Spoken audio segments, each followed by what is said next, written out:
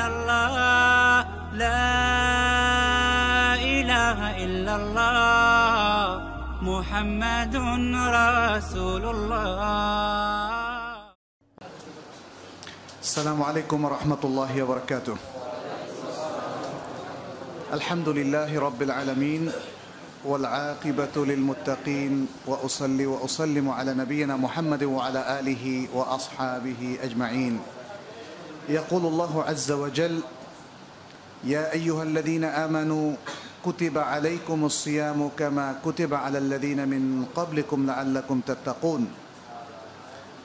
ওয়া ইয়াকুলু نبينا محمد صلى الله عليه وسلم من صام رمضان إيمانا واحتسابا غفر له ما تقدم من ذنبه متفق عليه. ويقول أيضا من قام رمضان إيمانا واحتسابا غفر له ما تقدم من ذنبه.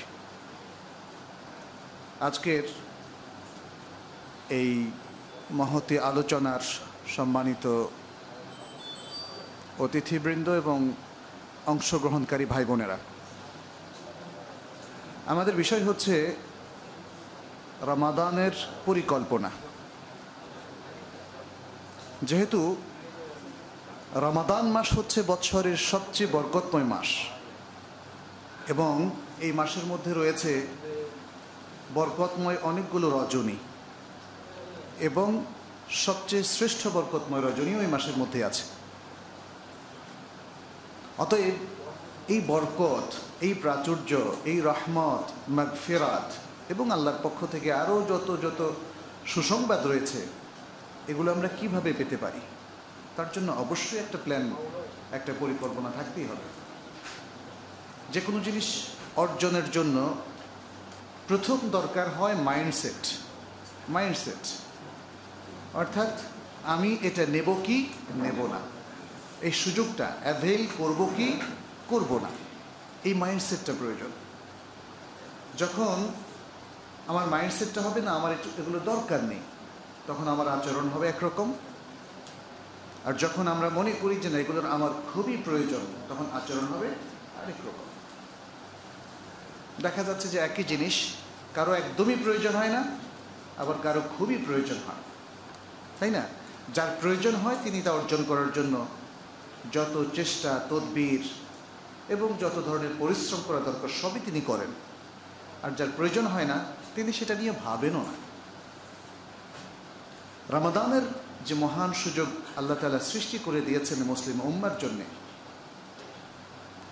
যাতে করে মুসলিম উম্মা আবারও নতুনভাবে প্রেরণা পায়, যাতে করে মুসলিম উম্মা তাদের ইতপূর্বেকার যে সমস্ত ভুল, বিভ্রান্তি এবং বিচ্যুতি, হিংসা, হানাহানি, বিদ্বেষ, ঘৃণা, দুর্নীতি, এসব কিছু থেকে আবারও নিজেদেরকে উদ্ধার করে একটা সৎ, সুন্দর, দিনই একটা জীবনে সে ফিরে আসতে পারে বা তারা ফিরে আসতে পারে।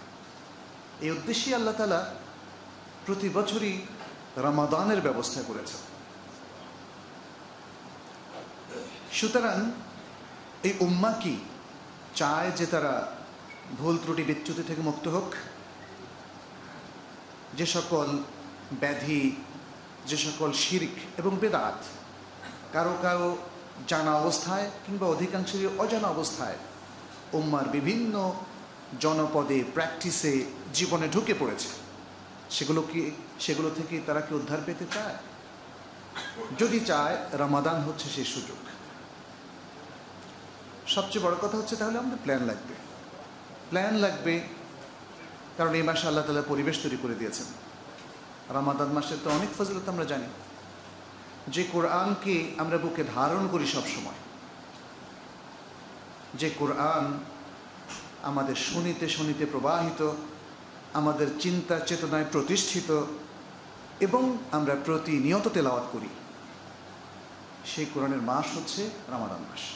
শাহরু রমাদান আল্লাযী উনজিলা ফীহিল কুরআন হুদাল লিন-নাস ওয়া বায়্যিনাতিন মিনাল হুদা ওয়াল ফুরকান।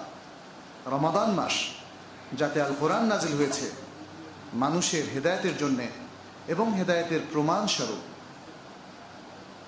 সুতরাং মানে রমাদান মাস হলো কোরআন চর্চার মাস, কোরআনের দিকে ফিরে আসার মাস। আমরা এ নিয়ে কিছু কথা বলবো ইনশাআল্লাহ। সেখানে রমাদানের প্ল্যানের মধ্যে কোরআনের পজিশনটা কোথায় তা নিয়ে আমরা কিছু কথা বলব। শুরুতেই বলেছি এই মাসে আছে পৃথিবীর শ্রেষ্ঠ রজনী লাইলাতুল কদর। লাইলাতুল কদর এমন মহামূল্যবান সুযোগ যা কোনো বিচক্ষণ বুদ্ধিমান ব্যক্তি আসলে মিস করে না, কারণ এর চাইতে বড় গিফট এই বছরের মধ্যে আর নেই। তাহলে একজন বুদ্ধিমান ব্যক্তি হাতের কাছে যেটা নেমে এসেছে আল্লাহর পক্ষ থেকে, সেটা আমরা কিভাবে মিস করতে পারি? রমাদান মাসে এর প্রতিটা মুহূর্তেই দোয়ার মাস, দোয়ার সময়, দোয়ার সুযোগ। রাসূলুল্লাহ সাল্লাল্লাহু আলাইহি সাল্লাম একটি হাদিসে বলেছেন, এই হাদিসের সনদ উত্তম, ইমাম আহমদ বর্ণনা করেছেন, লিকুল্লি আবদিন মিনহুম দাওয়াতুন মুস্তাজাবা, যে আল্লাহর প্রত্যেক বান্দার জন্যই রয়েছে এমন দোয়া যা কবুল করা হয়। সুবহানাল্লাহ।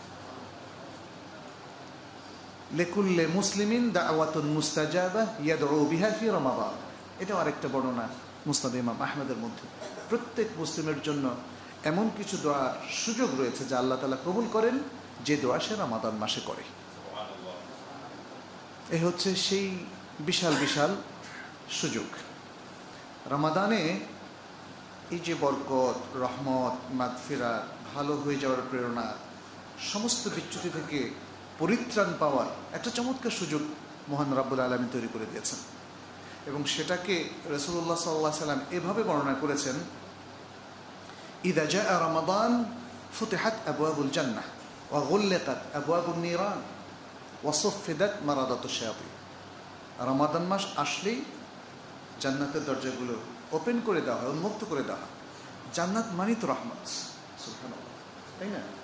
জান্নাত তো হচ্ছে সেই জিনিস যার সম্পর্কে রাসূলুল্লাহ সাল্লাল্লাহু আলাইহি সাল্লাম বলেছেন, মা লা আইনুন রাআত ওয়ালা উযুনুন সামিআত ওয়ালা খাতারা বিবালি বাশার, যেটা কোনো চোখ কোনো দিন দেখেনি, এত অপার নেয়ামত যেটা কান কোনো দিন শুনেনি, যার ডেসক্রিপশনটা, বর্ণনা তো অনেকেই শুনেছেন, তাই না? জলপ্রপাতের দৃশ্য, কত সুন্দর বাগবাগিচা, পাহাড়ের উপরে বাড়ি, প্রাসাদ, কত কিছুই তো শুনেছেন, কিন্তু না, জান্নাতের ডেসক্রিপশনের সাথে কোনো কিছুই মেলে না।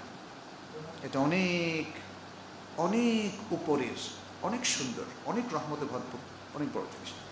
এটা ওপেন করে দেওয়ার অর্থে হচ্ছে রহমতের সুবাস বইতে থাকে, এবং যারা প্ল্যান করে শুধু ওই সুবাস তারাই পায়, আর যারা প্ল্যান করে না, যাদের দরকার নাই, যাদের মাইন্ডসেট হয়নি এটা নেওয়ার, তারা পায়। এরপর আরেকটা হচ্ছে কি, একটা হলো রহমত, পাশাপাশি এটা হলো পজিটিভ দিক। নেগেটিভটা তাহলে কী ব্যাপার? নেগেটিভ আর পজিটিভ একসাথে থাকলে কিন্তু গন্ডগোল হয়। এই জন্য নেগেটিভটাকে একদম কমপ্লিটলি স্টপ করে দেওয়া হয়। ওয়াগুল্লিকাত আবওয়াবুন নিরান, জাহান্নামের দরজাগুলো কমপ্লিটলি বন্ধ। এবং জাহান্নামের দরজাগুলো বন্ধ করার পাশাপাশি জাহান্নামে যাওয়ার যে মূল সিকোয়েন্সগুলো আছে, অথবা মূল কারণ, আসবাব বলা হয়, কজ, এখানেও একটু ট্রিটমেন্ট করে দিয়েছেন রব্বুল আলামিন। কি করেছেন? ওয়াসুফিদাত মারাদাতুশ শায়াতিন, কোথাও এসছে ওয়াসুলসিলাতি শায়াতিন, অর্থাৎ সব শয়তানদেরকে, বিশেষ করে শয়তানদের বড় বড় লোকদেরকে, লোক বলতে আমরা আসলে এখানে মারাদাতুশ শায়াতিন বলতে জিন শয়তানি বোঝানো হচ্ছে, কারণ মানুষের মধ্যে যারা খারাপ তাদেরকে শৃঙ্খলিত করার ঘোষণা কিন্তু এই হাদিসে আসেনি। অতএব মানে জিন শয়তান আসলে যারা মূলত আমাদের অলক্ষ্যে, আমাদের শরীরে, আমাদের মনে এবং আমাদের চারপাশে অদৃশ্যভাবে থেকে আমাদেরকে ভুল প্রেরণা দেয়, ভুল পথে পরিচালিত করে, বিচ্যুতির দিকে ঠেলে দেয়, তাদেরকে অবরুদ্ধ করে রাখা হয়, শৃঙ্খলিত করে রাখা হয়। তাহলে মহান রব্বুল আলামিন তিনি পরিবেশও তৈরি করে দিয়েছেন, শুধু ঘোষণা দিয়ে ক্ষান্ত থাকেননি। আজকে যেমন এখানে যে আলোচনার আয়োজন করা হয়েছে, এই আয়োজনের জন্য তো পরিবেশ দরকার, তাই না? কিছু প্রস্তুতি দরকার। এখন ঘোষণা করেই যদি কামাল ভাই চলে যান এখান থেকে, তাইলে তো আর কেমনে হলো? সবাই বললো যে না, কিছুই হবে না, এবং সবাই এসে চলে যাবে। সুতরাং মহান আল্লাহ তাআলা রমাদানের এই শ্রেষ্ঠত্বের, বরকতের ঘোষণাও দিলেন, আর পরিবেশও তৈরি করে দিলেন। পরিবেশ তৈরি করা মানে আয়োজন, সার্বিক যতগুলো আয়োজন প্রয়োজন সব তৈরি করে দিলেন। সেই জন্যই বলছি, তাহলে বিচক্ষণ মুসলিম তার জন্য প্ল্যান করবে। এত আয়োজন, এই আয়োজন থেকে যা ইচ্ছা, যত ইচ্ছা, যেভাবে ইচ্ছা আপনি কিন্তু নিতে পারছেন, শুধু নেওয়ার প্ল্যানটা দরকার। তো যাই হোক, এখানে আরেকটা বিষয় মনে রাখতে হবে, যদি আপনি মানে ইংরেজিতে একটা কথা আছে সেটা বলি, if you fail to plan it means that you plan to fail. যদি আপনি কোনো কিছু পরিকল্পনা করতে ব্যর্থ হন, এটা অন্য অর্থে বলা যায় আপনি প্ল্যান করেছেন যে আমি ব্যর্থ হব। আমি প্ল্যান করেছি যে আমি রমাদান থেকে কিছু নেব না। আমি প্ল্যান করেছি যে এই রমাদান থেকে, রমাদান যে তওবার সুযোগ দিয়েছে, ইবাদতের সুযোগ দিয়েছে, ভালো মানুষ হয়ে যাওয়ার সুযোগ দিয়েছে, নিজেকে সংশোধনের যে সুযোগ দিয়েছে, একটাও আমি নেব না। যদি আপনি ঠিক মতো সিয়াম পালন না করেন, যদি আপনি কোরআনমুখী না হন, যদি আপনি সালাতমুখী না হন, যদি আপনি আপনার মধ্যে যেই পাপ ছিল, যে ঘুষ ছিল, যে সুদ ছিল, যে অন্যায় ছিল, যে অন্যের অধিকারের প্রতি হস্তক্ষেপ ছিল, যদি সেগুলো বন্ধ করার প্ল্যান না করেন, সংশোধন হওয়ার প্ল্যান না করেন, তার মানে হচ্ছে আপনি প্ল্যান করছেন যে এগুলো আমি চালিয়েই যাব, আসুক রমাদান তাতে কি, আমি এগুলো চালিয়েই যাব। দেখবেন যে এই প্ল্যান কিন্তু এই সমাজের প্রচুর মানুষ নিয়েছে। আমরা শুধু আজকে আপনাদেরকে না, তাদেরকেও বলছি, ভাই একটু থামুন, চিন্তা করুন এবং ভাবুন। রমাদান কিন্তু শুধুমাত্র যারা 5 ওয়াক্ত নামাজ পড়ে তাদের জন্য আসেনি, আপনার জন্য এসেছে। আপনার জন্য সুযোগ উন্মোচিত করেছে। এমনকি শুধু মুসলিমদের জন্য রমাদান আসেনি, অমুসলিমদের জন্য এসেছে।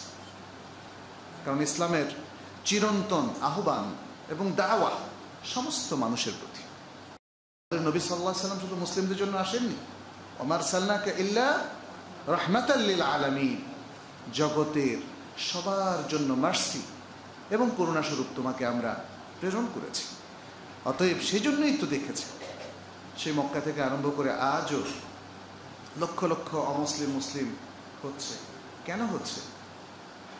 যখন সে উপলব্ধি করছে এই আহ্বান তার জন্যে, আল্লাহর দেয়া এই অবারিত রহমত বরকত তার জন্যে, এবং সেও ইচ্ছে করলে অ্যাপেল করতে পারে।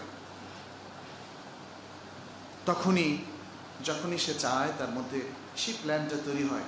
না, দেখি আল্লাহর দেওয়া এই যে মার্সিগুলো, কোরআনের এই যে সুন্দর সুন্দর গাইডেন্স, দিক নির্দেশনাগুলো, যেগুলো সমগ্র মানবতার জন্য, দেখি আমার জন্য কিছু আছে কিনা। থাকবেই তো, পাবেন না। প্রত্যেকেই ইন্ডিভিজুয়ালি আপনার জন্য গাইডেন্স কোরআনে পাবেন। কারণ কোরআন বলেছে, ওয়াফি আনফুসিকুম আফালা তুবসিরুন, তোমাদের মধ্যে, তোমাদের প্রত্যেক ইন্ডিভিজুয়ালের মধ্যে নিদর্শন আছে।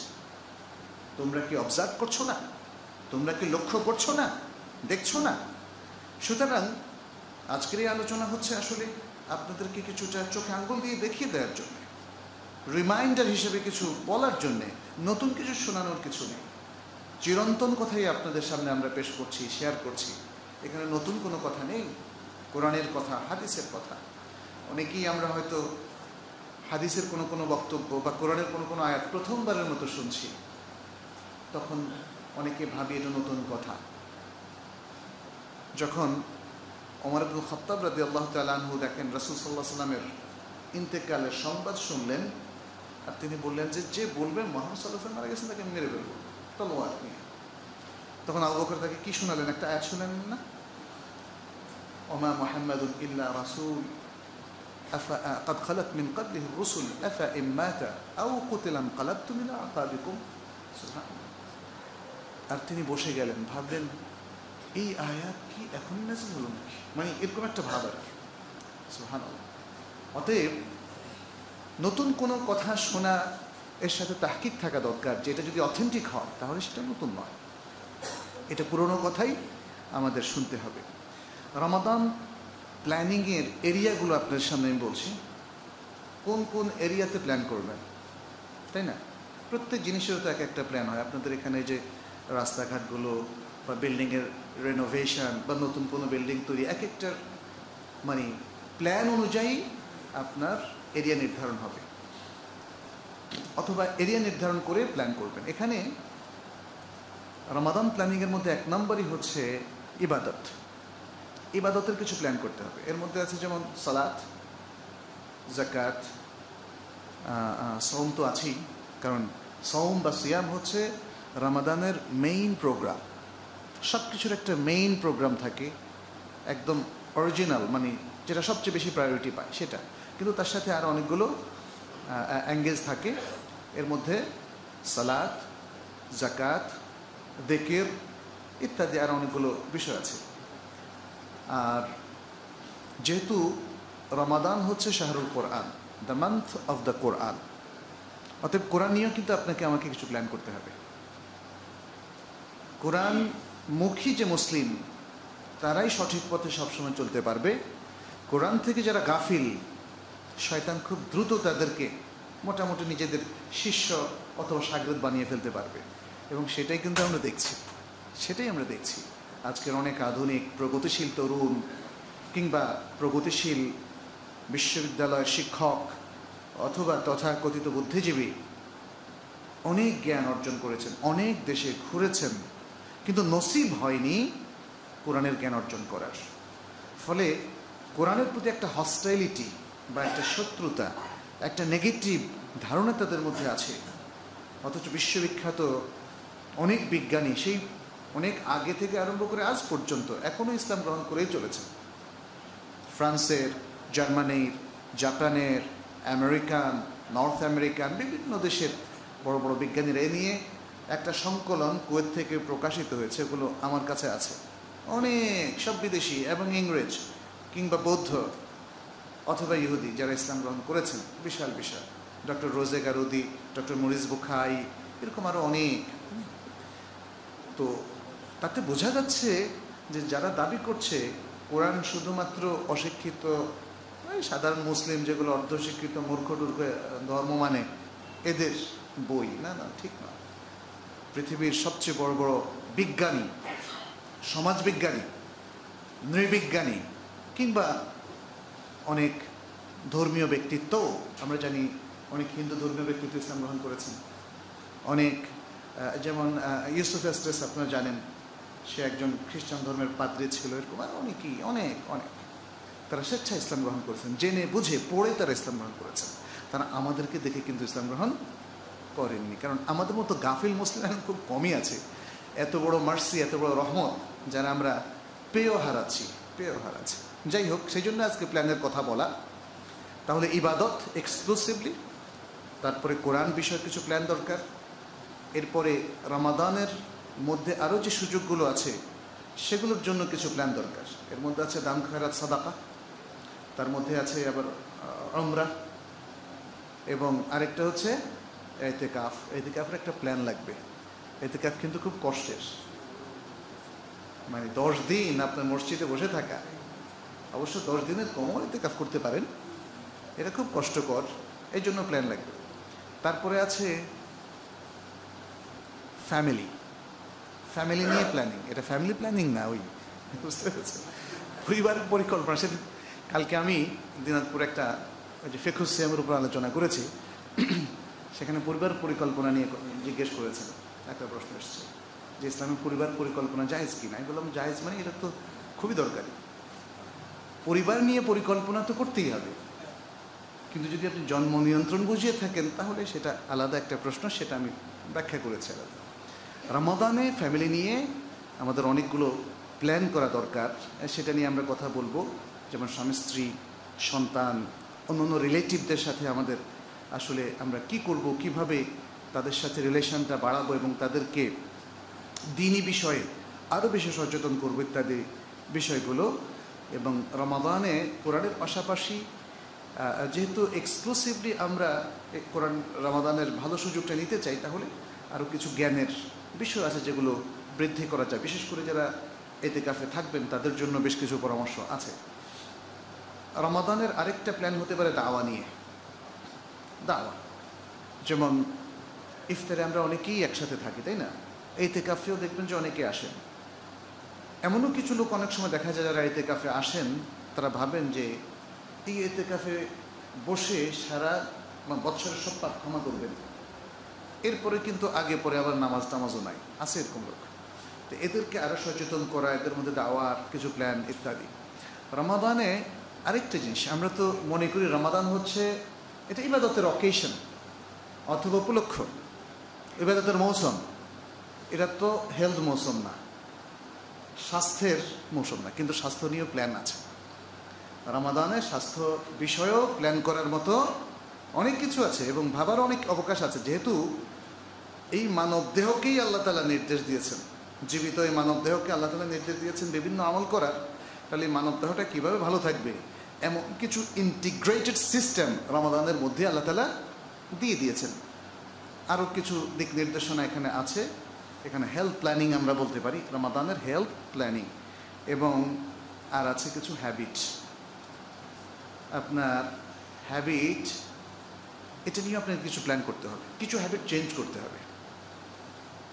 যদিও অনেকে মনে করেন যে হ্যাবিট নাকি চেঞ্জ করা যায় না, কিন্তু আসলে চেঞ্জ করা যায়, চেঞ্জ করা যায়। কারো যদি সিগারেটের হ্যাবিট থেকে থাকে তিনি চেঞ্জ করতে পারেন, কারো যদি ইন্টারনেট অ্যাডিকশন থেকে থাকে, ফেসবুক অ্যাডিকশন থেকে থাকে, এই হ্যাবিটগুলো তাদেরকে চেঞ্জ করতেই হবে। বিশেষ করে রমাদানে 1 মাস এনাফ টাইম, যে 1 মাসে নিজের উপর নিয়ন্ত্রণ তৈরি করতে পারে সে কিন্তু বাকি 11 মাস পারবে ইনশাআল্লাহ। কিন্তু দরকার হচ্ছে আজম। এটা কোরআনের ভাষায় হলো আজম।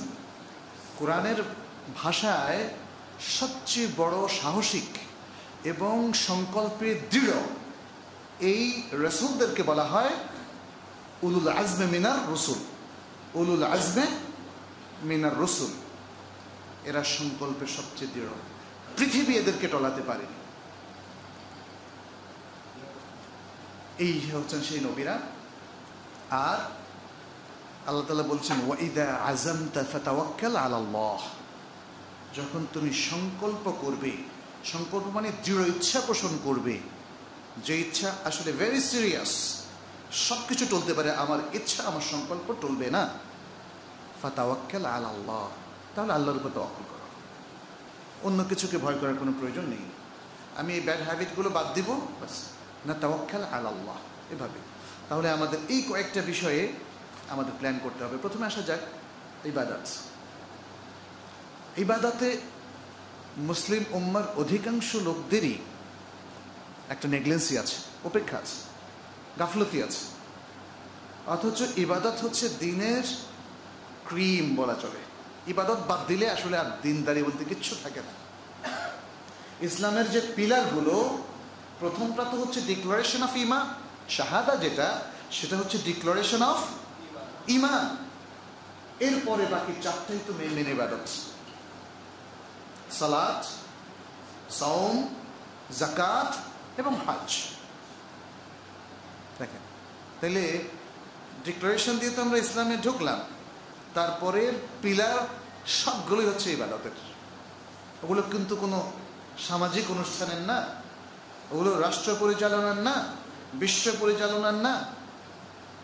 খেয়াল করতে হবে। এই জন্য মনে রাখবেন, সালাত, সাওম, হজ, যাকাত, এগুলো, এর মধ্যে হজ হয়তো বছর জীবনে একবার ফরজ, কিন্তু যখনই ফরজ থাকে, সালাত তো 5 ওয়াক্ত অ্যাডাল্ট, সচেতন, বিবেক সম্পন্ন প্রত্যেক মুসলিমের উপর ফরজ।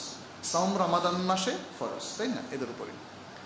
এই ফরজ কাজগুলো, এগুলো কিন্তু মাকসুদ বিদ্যাত, মাকসুদ বিদ্যাত।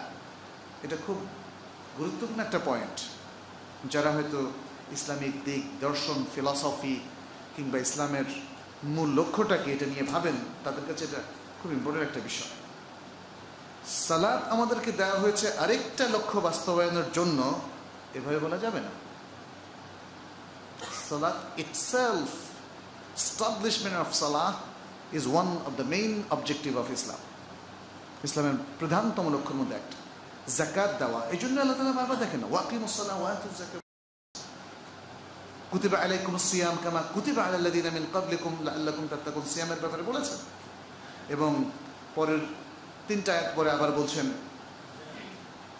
কি, ফামান শাহিদা মিনকুমুশ শাহরা ফালিয়াসুম, যে ব্যক্তি এই রমাদান মাসে তোমাদের মধ্য থেকে উপস্থিত থাকবে সেই জন্য সিয়াম পালন অবশ্যই করে। তার মানে ফরজ। তাহলে এগুলো অন্য বৃহত্তর সামাজিক কোনো কিছু সৃষ্টির জন্য নয়, এগুলো করতেই হবে। এগুলো করে মুসলিম ব্যক্তিত্ব তৈরি হয়। মুসলিম ব্যক্তিত্ব তৈরি হয় ইবাদত পরিপালনের মধ্য দিয়ে। যেই মুসলিম ইবাদতগুলোকে অ্যাভয়েড করে তার ইসলামী ব্যক্তিত্ব নাই। He loses Islamic personality or Muslim personality. ইসলামের মৌলিক বৈশিষ্ট্য হারিয়ে তিনি কিভাবে পরিচয় দিতে পারেন আই এম মুসলিম? এটা কিন্তু আমাদের একটু ভাবতে হবে। ইবাদত কিন্তু সেই চেতনাই তৈরি করে। মনে রাখতে হবে ইবাদত শব্দটা এসছে আদ থেকে। আদ মানে স্লেভ অফ আল্লাহ, আল্লাহর বান্দা। অতএব বান্দা এই অনুভূতিতে একমাত্র ইবাদত তৈরি করে, আর কিচ্ছু তৈরি করতে পারে না। আপনি পাসপোর্টে লিখবেন মুসলিম, আর এতেই আপনার বান্দা হওয়ার অনুভূতি তৈরি হবে? No, not possible. আপনার বান্দা হওয়ার অনুভূতি তৈরি করার একমাত্র প্রোগ্রাম হচ্ছে ইবাদত। সুতরাং এস্টাবলিশমেন্ট অফ ইবাদা is the main objective of Islam. মনে রাখতে হবে। ইবাদতকে এইভাবে আমরা অনেকে বুঝছি না বলে ভাবতেছি এটা তো ব্যক্তিগত ব্যাপার, এটা আপনি করেন, অসুবিধা নেই, আমি করছি না। অনেকে আমাকেও বলেছে, যখন আমি ইবাদত বুঝতাম না তখনও বলছে দেখো মুসলমানদের ইবাদত হচ্ছে এটা একটা ব্যক্তিগত ব্যাপার, যার ইচ্ছা করবে ভালো ভালো করাটা ভালো। তার মানে হচ্ছে এটা কিন্তু খুব হালকা করে দিচ্ছে উনি, করাটা ভালো, তুমি করছো ভালো, আমি করছি না, পাচ্ছি না, একসময় করবো। মানে আসলে এই চেতনা নিয়ে ভালো মুসলিম হওয়া যায় না, মুসলিম ব্যক্তিত্ব তৈরি হয় না, এবং আল্লাহর বান্দাও হওয়া যায় না। রাসূলুল্লাহ সাল্লাল্লাহু আলাইহি সাল্লামের অথবা মুহাম্মদ সাল্লাল্লাহু আলাইহি সাল্লামের সর্বপ্রথম পরিচয় কি? আবদুহু ওয়া রাসূলুহু, নাকি রাসূলুহু ওয়া আবদুহু? তাই না? যেখানেই বলা হয় সেখানে রাসূলুহু কোথাও কোথাও বলা হয়, আর অথবা যদি আব্দ শব্দটা লাগানো হয় তাহলে আব্দ আসে আগে। ইন্নামা আনা আব্দুল্লাহি ওয়া রাসূলুহু, আমি আল্লাহর বান্দা এবং তার রাসূল, আমি রাসূল এবং তার বান্দা, এইভাবে বলিনি। আব্দ শব্দটা কি? আব্দ এটা সমগ্র মানুষের জন্য সবচেয়ে প্রশংসিত পজিশন হচ্ছে আব্দ, টু বি স্লেভ অফ আল্লাহ, আল্লাহর বান্দা হওয়া। এই জন্যই সূরা বনী ইসরাঈলের শুরুতে আল্লাহ তাআলা বলছেন সুবহানাল্লাযী আসরা বিআবদিহি লাইলাম মিনাল মাসজিদিল হারাম ইলাল মাসজিদিল আকসা। আব্দ দিয়ে তাকে অভিহিত করেছেন। এই জিনিসগুলো আমাদের একটু বুঝতে হবে, তাহলে ইবাদত নিয়ে আমাদের ভাবার অবকাশ আছে। সিয়াম এসেছে আমাদেরকে তাকওয়া শেখানোর জন্য, সেটা সূরা আল বাকারার এই 133 নম্বর আয়াতে আল্লাহ তাআলা স্পষ্ট করে বলছেন লাআল্লাকুম তাত্তাকুন। তাকওয়া ইবাদত না করলে আসবে না, ইবাদত না করলে তাকওয়া আসবে না। যারা হিসেব করে একদম অব্লিগেটরিগুলো আদায় করেন তাদের তাকওয়ার লেভেলটা কিন্তু নিচে থাকবে। ঠিক আছে, আল্লাহর কাছে তারাও সম্মানিত হবেন, বাট তাই না? আপনি দেখেন ক্লাসে যারা পাশ করে আর যারা ফার্স্ট হয় অনেক বেশ কম না। যারা ফরজ ওয়াজিবটা মেনে চলবেন তারা আব্দ হিসেবে অভিহিত হবেন, আব্দের বৈশিষ্ট্য বা মুসলিম বৈশিষ্ট্য তারা পাবেন, মুসলিম পরিচিতি আইডেন্টিটি তারা আল্লাহর কাছেও পাবেন। বাট লেভেলটা উইল বি ভেরি লো, কারণ তিনি পাশ করলেন আর তাকে এক্সট্রাঅর্ডিনারি হওয়ার জন্য বেশি বেশি বেশি বেশি নফল, বেশি বেশি ভালো ভালো কাজ, জনকল্যাণের কাজ, মানুষের জন্য কাজ, মানে সব প্রোগ্রামে তাকে অ্যাটেন্ড করতে হবে।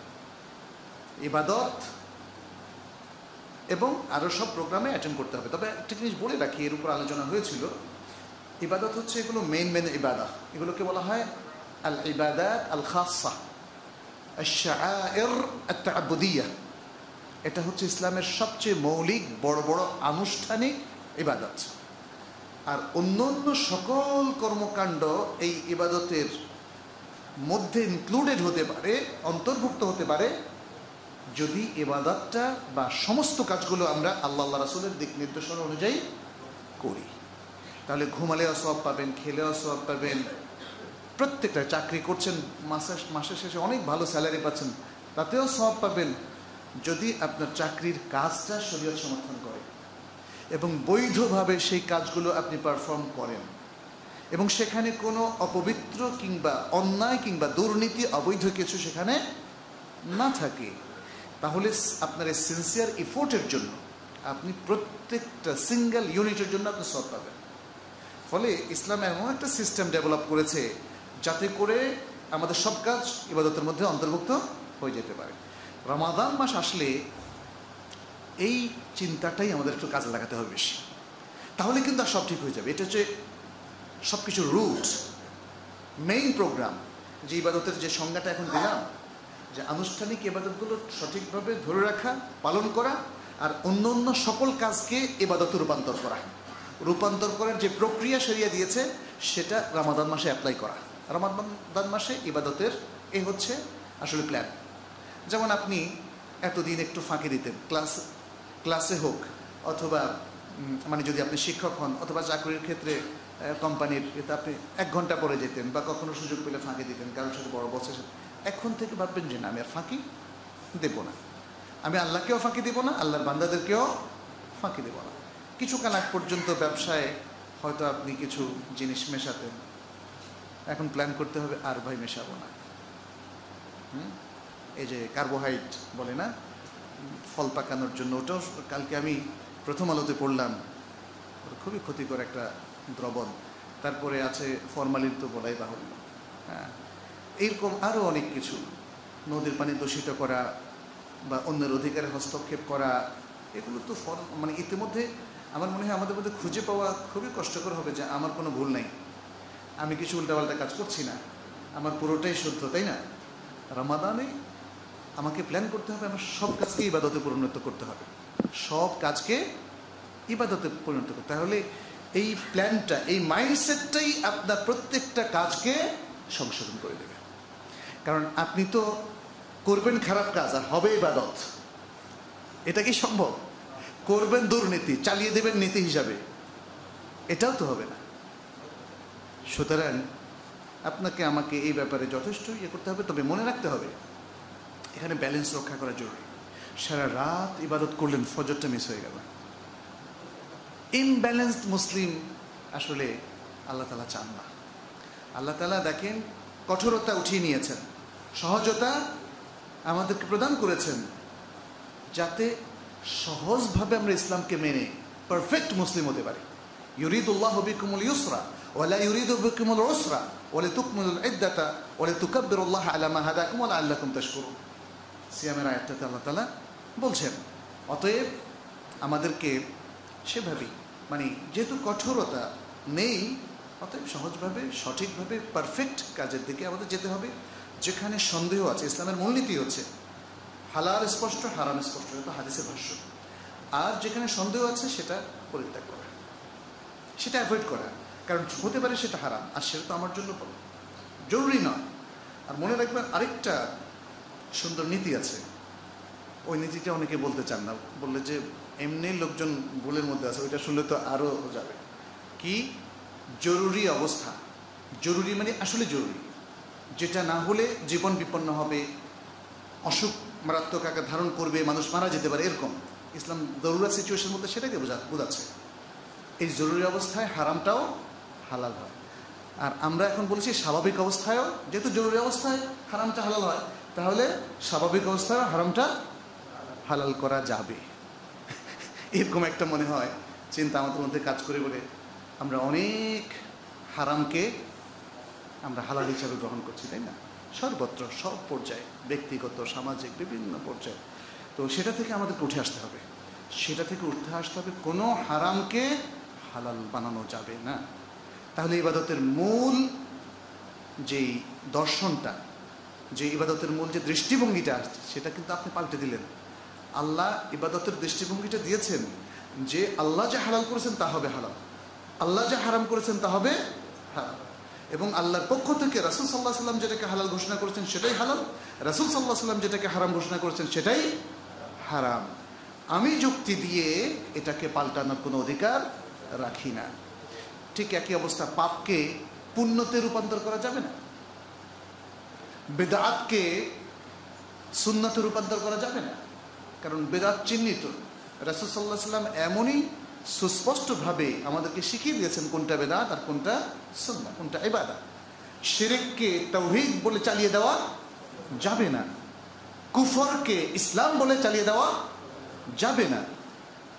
মনে রাখবেন, মুসলিম ব্যক্তিত্ব কমপ্লিটলি ধ্বংস হয়ে যায়, একদম ধ্বংস হয়ে যায় যদি সে কুফরিতে লিপ্ত হয় জেনে বুঝে, যদি সে বড় শিরকের মধ্যে, কুফরি বলতে বড় কুফরি, এবং বড় শিরকের মধ্যে লিপ্ত হয় জেনে বুঝে এবং তওবা করে না, যদি সে নাস্তিকতায় লিপ্ত হয় জেনে বুঝে। কারণ এটা আরেকটু কঠিন, কারণ সে তো আল্লাহ এবং ধর্মতে বিশ্বাস করে না, ফলে মুসলিম ব্যক্তিত্ব তার আরেকটু বাকি থাকে না। এটা কিন্তু আমাদের মনে রাখতে হবে খুব ভালো করে। রমাদানে এই জিনিসগুলোকে সামনে রেখে যদি আমরা ইবাদতের প্ল্যান করি, তাহলে আমার মনে হয় অন্য বিষয়ে আমাদের আলোচনা না করলে চলবে, যেগুলো আজকে অন্য প্ল্যানের কথা বলছি, কারণ এটা হচ্ছে রুট। এই দৃষ্টিভঙ্গিটা সামনে রেখে দেখবেন যে এরপরে আপনি নিজেই মধ্যে চেতনা জাগবে যে তাহলে আমি কিছু গরিবদেরকে কিছু হেল্প করি, দুস্থদেরকে হেল্প করি, আত্মীয় স্বজনের মধ্যে যারা কষ্টে আছে তাদেরকে হেল্প করি, এবং আমাদের এবারের ঈদের বাজেট কিছু কমিয়ে কিছু আমার ভাইদেরকে দিয়ে দিই। রাসূল সাল্লাল্লাহু আলাইহি ওয়াসাল্লাম তো পুরোটাই দিতেন।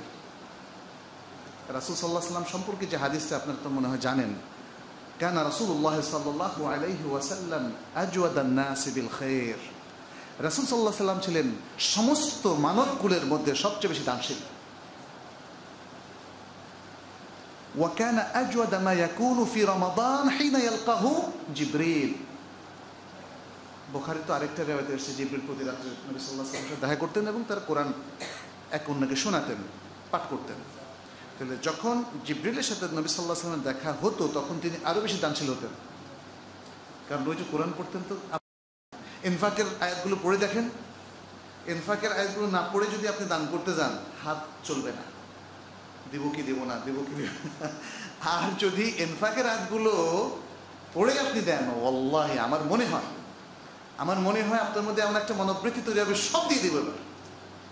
অবশ্যই সব দিতে রাসূল সাল্লাল্লাহু আলাইহি ওয়াসাল্লাম নিষেধ করেছেন, বলছেন কিছু রাখো, কিছু রাখো, ওয়ারিসদের জন্য, আত্মীয় স্বজনের জন্য, নিজের জন্য কিছু রাখো। তো এইভাবে কোরআনের প্রত্যেকটা বিষয় শেষে এসেছে। রাসূলুল্লাহ সাল্লাল্লাহু আলাইহি ওয়াসাল্লাম রমাদানে প্রচণ্ড বেগবান ঝড় হওয়ার চাইতেও আরও দ্রুত গতিতে দান করতেন। সুবহানাল্লাহ। এগুলো আমাদেরকে একটা ইন্সপিরেশন জাগায় না? তাহলে রাসূল সাল্লাল্লাহু আলাইহি ওয়াসাল্লাম উম্মত হয়ে আমি কোন জায়গায় অবস্থান করছি? ইনফাক এর কথা যখন শুনবো আমরা, যে আল্লাহর রাস্তায় দানের কারণে প্রত্যেকটা জিনিস আপনার, যেমন ওই যে একটা শস্য দানার সাথে তুলনা করা হয়েছিল যেটা 700 দানা পর্যন্ত বাড়ে, আপনি যখন দেখবেন যে মাল্টিপল হয়, তখন কিন্তু আপনি ভাববেন, আরে দুনিয়ার ব্যাংকে রাখলে তো দেখি যে আমি এখন কত টাকা সুদ পাই। সুদ, এখন মানুষ দেখি সুদের হিসাব খুব জোরসে করে। আর এর জন্য আরেকটা জিনিসও বের করেছে যে ইসলামিক ব্যাংকিং তো আসলে ধোঁকাবাজি, ইসলামিক ব্যাংকিংয়ের মধ্যে কোনো সঠিক ইসলামিক ব্যাংকিং হয় না, এই জন্য সুদী ব্যাংকে রাখাটাই নিরাপদ। এনিওয়ে, সুদী ব্যাংকে আপনি ডিপিএস করছেন, 10 বছর পরে দ্বিগুণ হবে না, আগে তো 6 বছরের হইতো, এখন মনে হয় 10 বছর, কারণ এখন তো রেট কমে গেছে অনেক। আচ্ছা, 10 বছর পরে আপনার মানি ইনফ্লেশনের দৃষ্টিতে টাকাটার কি অবস্থা বলেন? টাকার মান যখন কমে যায়, আপনি 10 বছর আগে দেখেন না, 10 বছর আগে 10 টাকা দিয়ে কি করতে পারতেন, আর এখন 10 টাকা দিয়ে কি করতে পারেন? 10 বছর আগে আমার মনে আছে উত্তরায় হাউস বিল্ডিং থেকে 13 নম্বরের শেষ মাথায় 4 টাকা বা 5 টাকা দিয়ে যাওয়া যেত, আর এখন 25 টাকা লাগে। তাহলে এই এত বছর যদি আপনি 10 বছর টাকা জমিয়ে রাখেন, তাহলে আসলে কি কোনো মূল্য হলো? কোনো মূল্য হলো না। কিন্তু ওয়ামা ইনদাল্লাহি বাকি ওয়ামা আনফাকতুম মিন শাইইন ফাহুয়া ইউখলিফুহু, যেটা তোমরা আল্লাহর রাস্তায় ব্যয় করো সেটাই ব্যালেন্স আকারে থাকে। এবং এই ব্যালেন্সটা কিন্তু এরকম, 100%, 200% এরকম না, অনেক। 700 গুণ মানে কি? 700 গুণ অনেক, মানে ডাবল হয়ে গেলে আমরা বলি 100 গুণ বাড়ছে। খেয়াল করেন, ডাবল হয়ে গেলে 100 গুণ, অর্থাৎ 1 গুণ বাড়লে 100 গুণ, তাহলে 7000% বলা যায় না নাকি? যাই হোক, এইভাবে আমরা করতে পারবো। যাই হোক, আমি একটু সংক্ষেপ করব।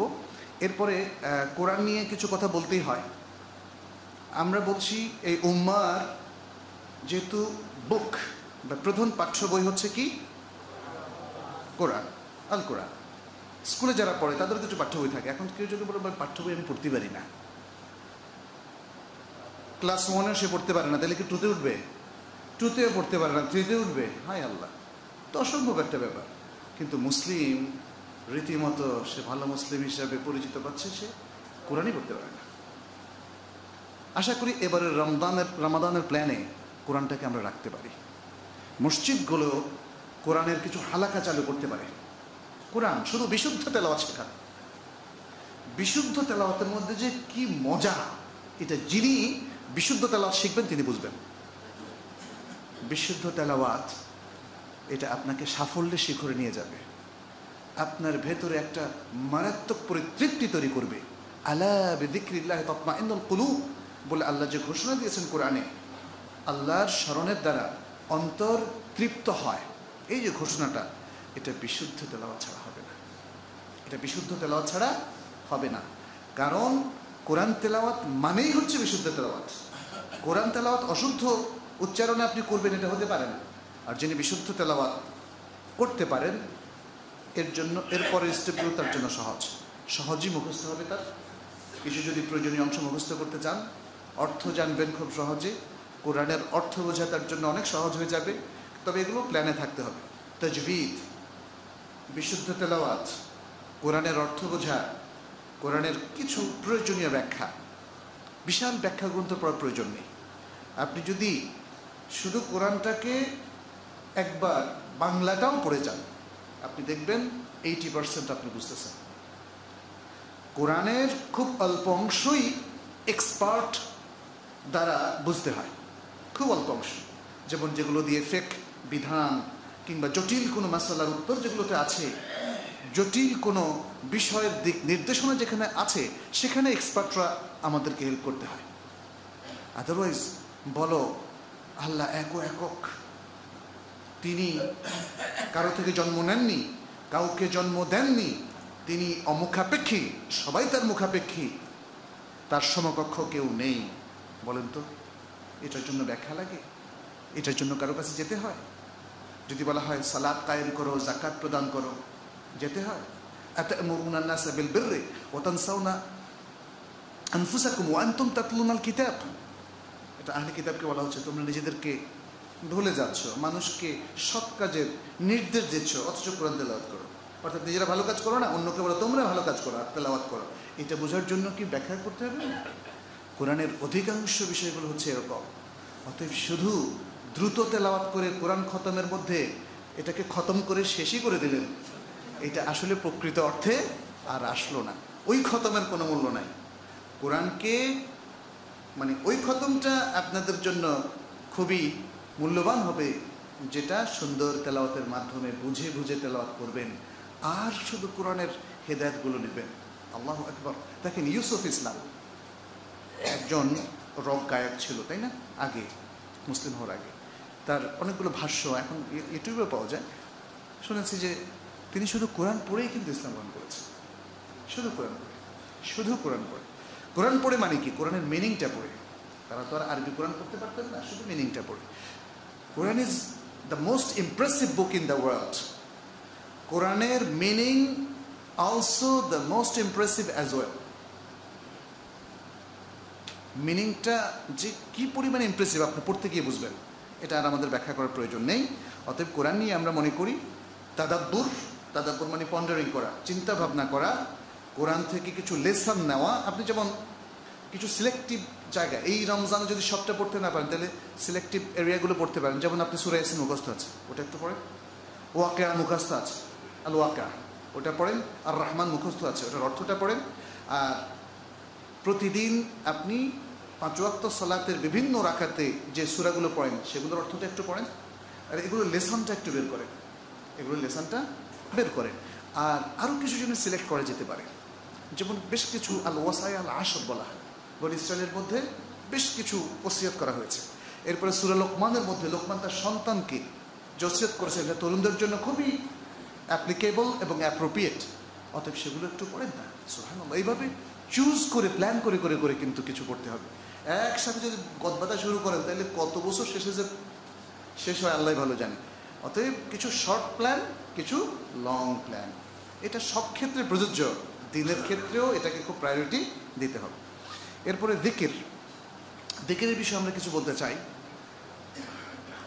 আমাদের জিহ্বাটা এখন আর জিকির করে না, কারণ আমাদের মনটাও জিকির করে না।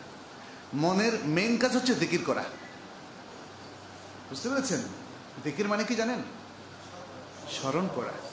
স্মরণ করে কে? জিহ্বা স্মরণ করে? স্মরণ করে অন্তর, স্মরণ করে অন্তর। কিন্তু এখন মুসলিম উম্মার মধ্যে দেখবেন জিকির পার্টি হয়ে গেছে অনেক, এরা জিহ্বা দিয়ে জিকির করে, ফলে মনে আর পৌঁছে না। আর মনে করে জিহ্বা দিয়ে জিকির করলে মনকে পুরাপুরি ঠিক করে ফেলবে, কিন্তু এটা তো প্রফেটিক সিস্টেম না, এটা তো কোরআনিক সিস্টেম না। জিহ্বা দিয়ে শুধু জিকির করলেই মনটা একদম তৈরি হয়ে যাবে না। এবং এক্ষেত্রে আসলে মনে রাখতে হবে, আপনি জিহ্বা দিয়ে উচ্চারণ করবেন কিন্তু মনকে ঠিক রেখে। এক, জিহ্বা দিয়ে যেটা উচ্চারণ করবেন that should be supported by the Quran and the Sunnah. নিজে কিছু জিকির আবিষ্কার করবেন, কিছু দরুদ আবিষ্কার করবেন, লা ইলাহা ইল্লাল্লাহকে হুহু জিকিরে পরিণত করবেন, অথবা আল্লাহ আল্লাহ জিকিরে পরিণত করবেন। This is not the system. রাসূলুল্লাহ সাল্লাল্লাহু আলাইহি ওয়াসাল্লামের সমস্ত হাদিস ঘেটে আপনি কোথাও পাবেন না তিনি লা ইলাহা ইল্লাল্লাহর বদলে ইল্লাল্লাহ ইল্লাল্লাহ জিকির করতে বলেছেন, অথবা আল্লাহ আল্লাহ কিংবা হুহু। এটা হতে হবে পারফেক্টলি লা ইলাহা ইল্লাল্লাহ, অথবা লা ইলাহা ইল্লাল্লাহু ওয়াহদাহু লা শারীকা লাহু লাহুল মুলকু ওয়া লাহুল হামদ ইউহয়ী ওয়া ইউমীত ওয়া হুয়া আলা কুল্লি শাইইন কাদির। এভাবে আবার কিছু কিছু ছোট ছোট জিকির আছে, এত বেশি ফজিলত, এটা আল্লাহ তাআলার মার্সি। আপনি হয়তো বলবেন যে এত ছোট কাজ করে বড় হয়ে যায়। হ্যাঁ, মূলটা ঠিক রেখে এত ছোট কাজে বোনাসটা পাবেন। মূল যদি চাকরি না থাকে তাহলে এই বোনাস পাবেন না, তাই না? চাকরি যদি না থাকে তাহলে বোনাস পাবেন না, বোনাস হয়তো অনেক বড় কিছু। এনিওয়ে, তাহলে সুবহানাল্লাহি ওয়া বিহামদিহি, সুবহানাল্লাহি ওয়া বিহামদিহি, এটা বিশাল, কিন্তু এতটুকু। তাহলে রমাদান মাসে আমরা একটা কাজ করতে পারি, এই যে শুধু আল্লাহ জিকির না করে আল্লাহর আগে পরে যেটা হাদিস যেভাবে রেকমেন্ড করেছে, আল্লাহু আকবার, সুবহানাল্লাহ, সুবহানাল্লাহি ওয়া বিহামদিহি, সুবহানাল্লাহি ওয়া বিহামদিহি, সুবহানাল্লাহিল আযীম, এভাবে আরও সকাল সন্ধ্যার জিকির আছে। এগুলোতে এক ধরনের প্রোটেকশনও আমরা পাই। প্রত্যেক সালাওয়াতের পরেই ইমামের সাথে একসাথে জিকির না করে বা মুনাজাত না করে আমরা প্রত্যেক ইন্ডিভিজুয়াল আদকারগুলো পড়তে পারি। এরপরে ইন্ডিভিজুয়ালি কেউ দোয়া করলে করেন, কোনো অসুবিধা নাই। কিন্তু যেটা নিষিদ্ধ এখানে অথবা নট রেকমেন্ডেড সেটা হচ্ছে মুসল্লিদেরকে নিয়ে ইমাম কাঁদাকাটি করে করবেন, কারণ এইটা প্রচলিত নয়। রাসূল সাল্লাল্লাহু আলাইহি ওয়াসাল্লাম থেকে একটা সহিহ হাদিস নাই। এমনি আপনি হাত তুলে কেঁদে কেটে দোয়া করেন, কোনো অসুবিধা নেই। এইভাবে এই বিষয়গুলো আমরা বলবো, কারণ জিকির হচ্ছে একটা বড় ধরনের ইবাদত। ইবাদতের মূলনীতি হচ্ছে এটা ওহির ইনস্ট্রাকশন ছাড়া নিজের মতো করলে হবে না।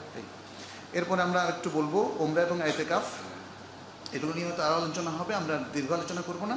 শুধু একটা হাদিস বলবো বুখারী মুসলিমের, রাসূলুল্লাহ সাল্লাল্লাহু আলাইহি ওয়াসাল্লাম বলেছেন, উমরা যদি কেউ রমাদানে করে তাহলে সেটা হজের সমান সওয়াব, কোনো কোনো রায়তে এসছে আমার সাথে হজের সমান সওয়াব। অতএব যারা সামর্থ্যবান তারা প্রতি বছর করতে কোনো অসুবিধা দেখি না। এটাকে ফ্যাশন বলে ব্যঙ্গ করা উচিত হবে না, কারণ মুসলিমরা যখনই কাবাতে যায় তার মাইন্ডসেটটা অনেক স্ট্রং হয়, সে আল্লাহর দিকে ফিরে আসার প্রেরণা পায়। এবং একজন ভালো মানুষ, ধনী মানুষ যদি আল্লাহর দিকে ফিরে আসার প্রেরণা নিয়ে আসে, তখন দেখবেন তার সম্পদের বিশাল অংশ সে অ্যালোকেট করবে জনকল্যাণের জন্য, দুস্থ মানুষের। এটা কিন্তু পরীক্ষিত। কিন্তু আমি জানি না, কিছু লোকজন খুবই ব্যঙ্গ করে যে উনি প্রতি বছর যায়, ধনী মানুষ দেখায়, এগুলো আসলে বলা উচিত না। আচ্ছা, ইনফাক ফি সাবিলিল্লাহর ক্ষেত্রে আমরা বলবো যে জাকাতটা আপনারা হিসাব করে ঠিক মতো দেবেন। জাকাত, কারণ আপনি জাকাত না দিয়ে খালি মসজিদে দিচ্ছেন, এতিমখানা দিচ্ছেন আন্দাজে, তো জাকাতের হিসাবটা কিন্তু ঘাড়ে রয়ে গেছে। কিয়ামতের দিন এত ইনফাক করলেন আর জাকাতটা ঠিক থাকলো না, কারণ আপনি তো পিলারটাই ফেলাই দিলেন, তাই না? তাহলে আপনাকে ব্যালেন্সড কাজ করতে হবে, পিলার ঠিক রেখে কাজটা করবেন, আর সাধারণ ইনফাকও করবেন যত বেশি, কারণ রমাদানে ইনফাকের বিশেষ সিগনিফিকেন্স আছে বলেই রাসূলুল্লাহ সাল্লাল্লাহু আলাইহি সাল্লাম ঝড়ো হাওয়ার চাইতেও আরো বেগবান ছিলেন, তাই না? এটা একটু আগে আমরা বললাম এভাবে। আর এখানে দুস্থের সেবা, রোগীদের কিছু সেবা, মানে এক্সট্রা কিছু করা যায় কিনা দেখেন। খুব কমই আমরা দেখি যে হসপিটালে গরিব রোগীদের চিকিৎসার জন্য আমাদের ভাইরা এগিয়ে এসছেন। আপনার যদি 100 টাকা দেওয়ার সামর্থ্য থাকে, এবছর রমজানে গিয়ে যান না কোনো হসপিটাল, ঢুকে গিয়ে দেখেন কার একটু অভাব আছে। আরে ওমর ইবনে খাত্তাব রাদিয়াল্লাহু তাআলা খলিফা হয়েও বাড়ি বাড়ি ঘুরতেন, রাত্রে ঘুরতেন, আবু বকর রাদিয়াল্লাহু তাআলা ঘুরতেন, ঘুরে বের করতেন সত্যিকারের নিডি লোক কারা। আমরা এতই বৈষয়িকভাবে ব্যস্ত হয়ে গেছি, এগুলো আমরা খুঁজে বের করি না। এক্সট্রা কিছু ভালো কাজ একটু খুঁজে বের করেন। আর এই বছর তো আমার মনে হয় ধান চাষিদের বিশাল কঠিন একটা বিপর্যয় ঘটে গেছে। হাওরের বিপর্যয়ের কারণে সিলেট বা ওই এলাকা, মৌলভীবাজার এলাকায় বিশাল লক্ষ লক্ষ মানুষ কিন্তু বিপর্যস্ত, সুনামগঞ্জ না, যাই হোক। তো এই মানে এই বিষয়গুলো একটু মাথায় রাখবেন। এরপরে আরও বিভিন্ন এরিয়াতেও লোকজন আছে, এগুলো আমরা মনে রাখবো। ফ্যামিলির ব্যাপারে প্রথমত যে কোনো প্রোগ্রাম করবেন তার একটা ইসলামিক ভাবধারা সম্পন্ন নাম থাকতে হবে।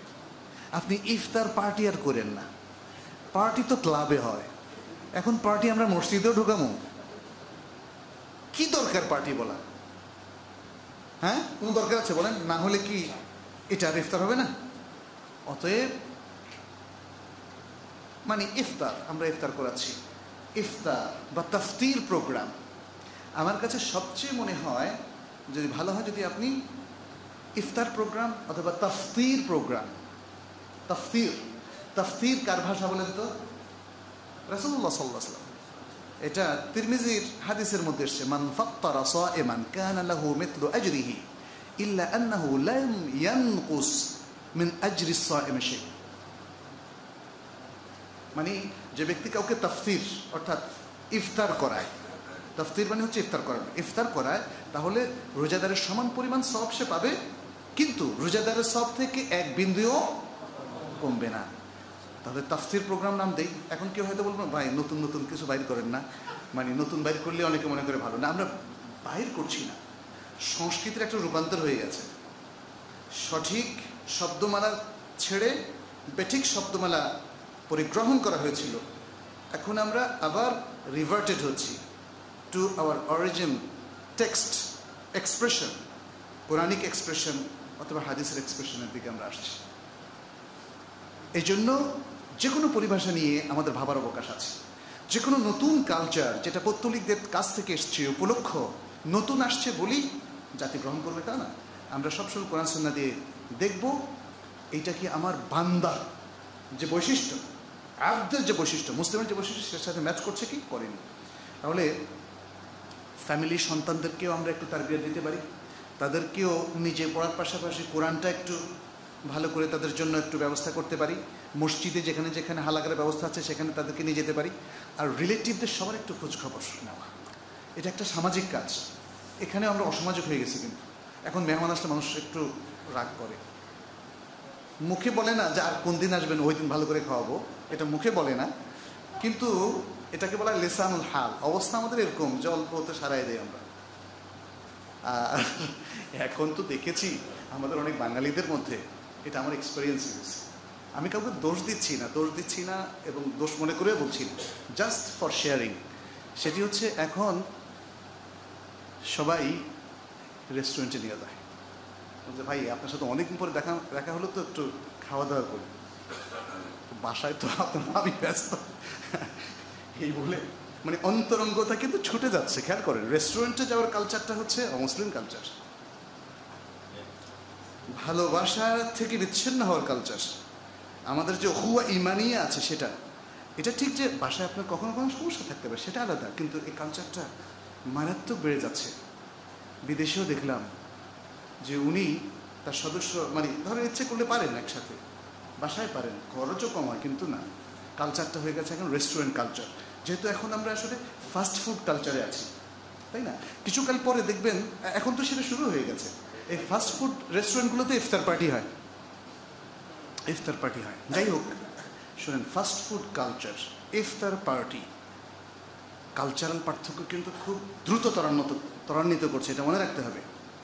অতএব যদি আপনি গা ভাসিয়ে দেন, তাহলে দেখবেন যে পানে যেমন মানুষ ভেসে কোথায় যে যায় জানে না, আজকে মুসলিমদেরও কিন্তু সেই দুর্দশা হবে। এই জন্যই প্ল্যান করা দরকার, এই জন্যই প্ল্যান করা দরকার, যাতে এই রমাদানে অন্তত এই ভুল ত্রুটিগুলো থেকে আমরা মুক্ত হতে পারি। আচ্ছা, কিছু বই সিলেক্ট করতে পারেন, কিছু বই মসজিদের পক্ষ থেকে আমি আশা করি মুসল্লিদেরকে কিছু সিলেক্টেড বই দেবেন, তারা রমাদানে পড়বে অথবা এখানেও রাখবেন, এটা হতে পারে। আচ্ছা, এরপরে দাওয়ার ব্যাপারে সামান্য কথা বলবো। দাওয়ার জন্য প্রথম মূলনীতি হচ্ছে আগে নিজেকে ঠিক হতে হবে। নিজেকে ঠিক না হলে আসলে দাড়ি হিসাবে যদি আপনি কাজ করে, তাহলে আপনার কথা কেউ অ্যাকসেপ্ট করবে না। সে কথা আল্লাহ তাআলা বলেছেন ওই আয়াতে, সূরা আল বাকারার, আতা'মুরুনা আন-নাসা বিল বিররি ওয়া তানসাউনা আনফুসাকুম ওয়া আনতুম তাতলুনাল কিতাব। এটা হবে না। রাসূল সাল্লাল্লাহু আলাইহি সাল্লাম সব কিছু এস্টাবলিশ করেছেন, তারপর মানুষকে বলেছেন। এস্টাবলিশ কিছু না করেও মানুষকে বলা যায়, কিন্তু যদি আপনি তার বিপরীত মেরুতে হাঁটেন আর বলেন, তাহলে কিন্তু মানুষ কখনো আপনাকে অ্যাকসেপ্ট করবে না, এবং মানুষ আপনাকে মুনাফিক মনে করবে। এই জন্য নিজেকে প্রস্তুত করবেন দাওয়ার জন্য, ছোট বড় সবাইকে প্রস্তুত করবেন।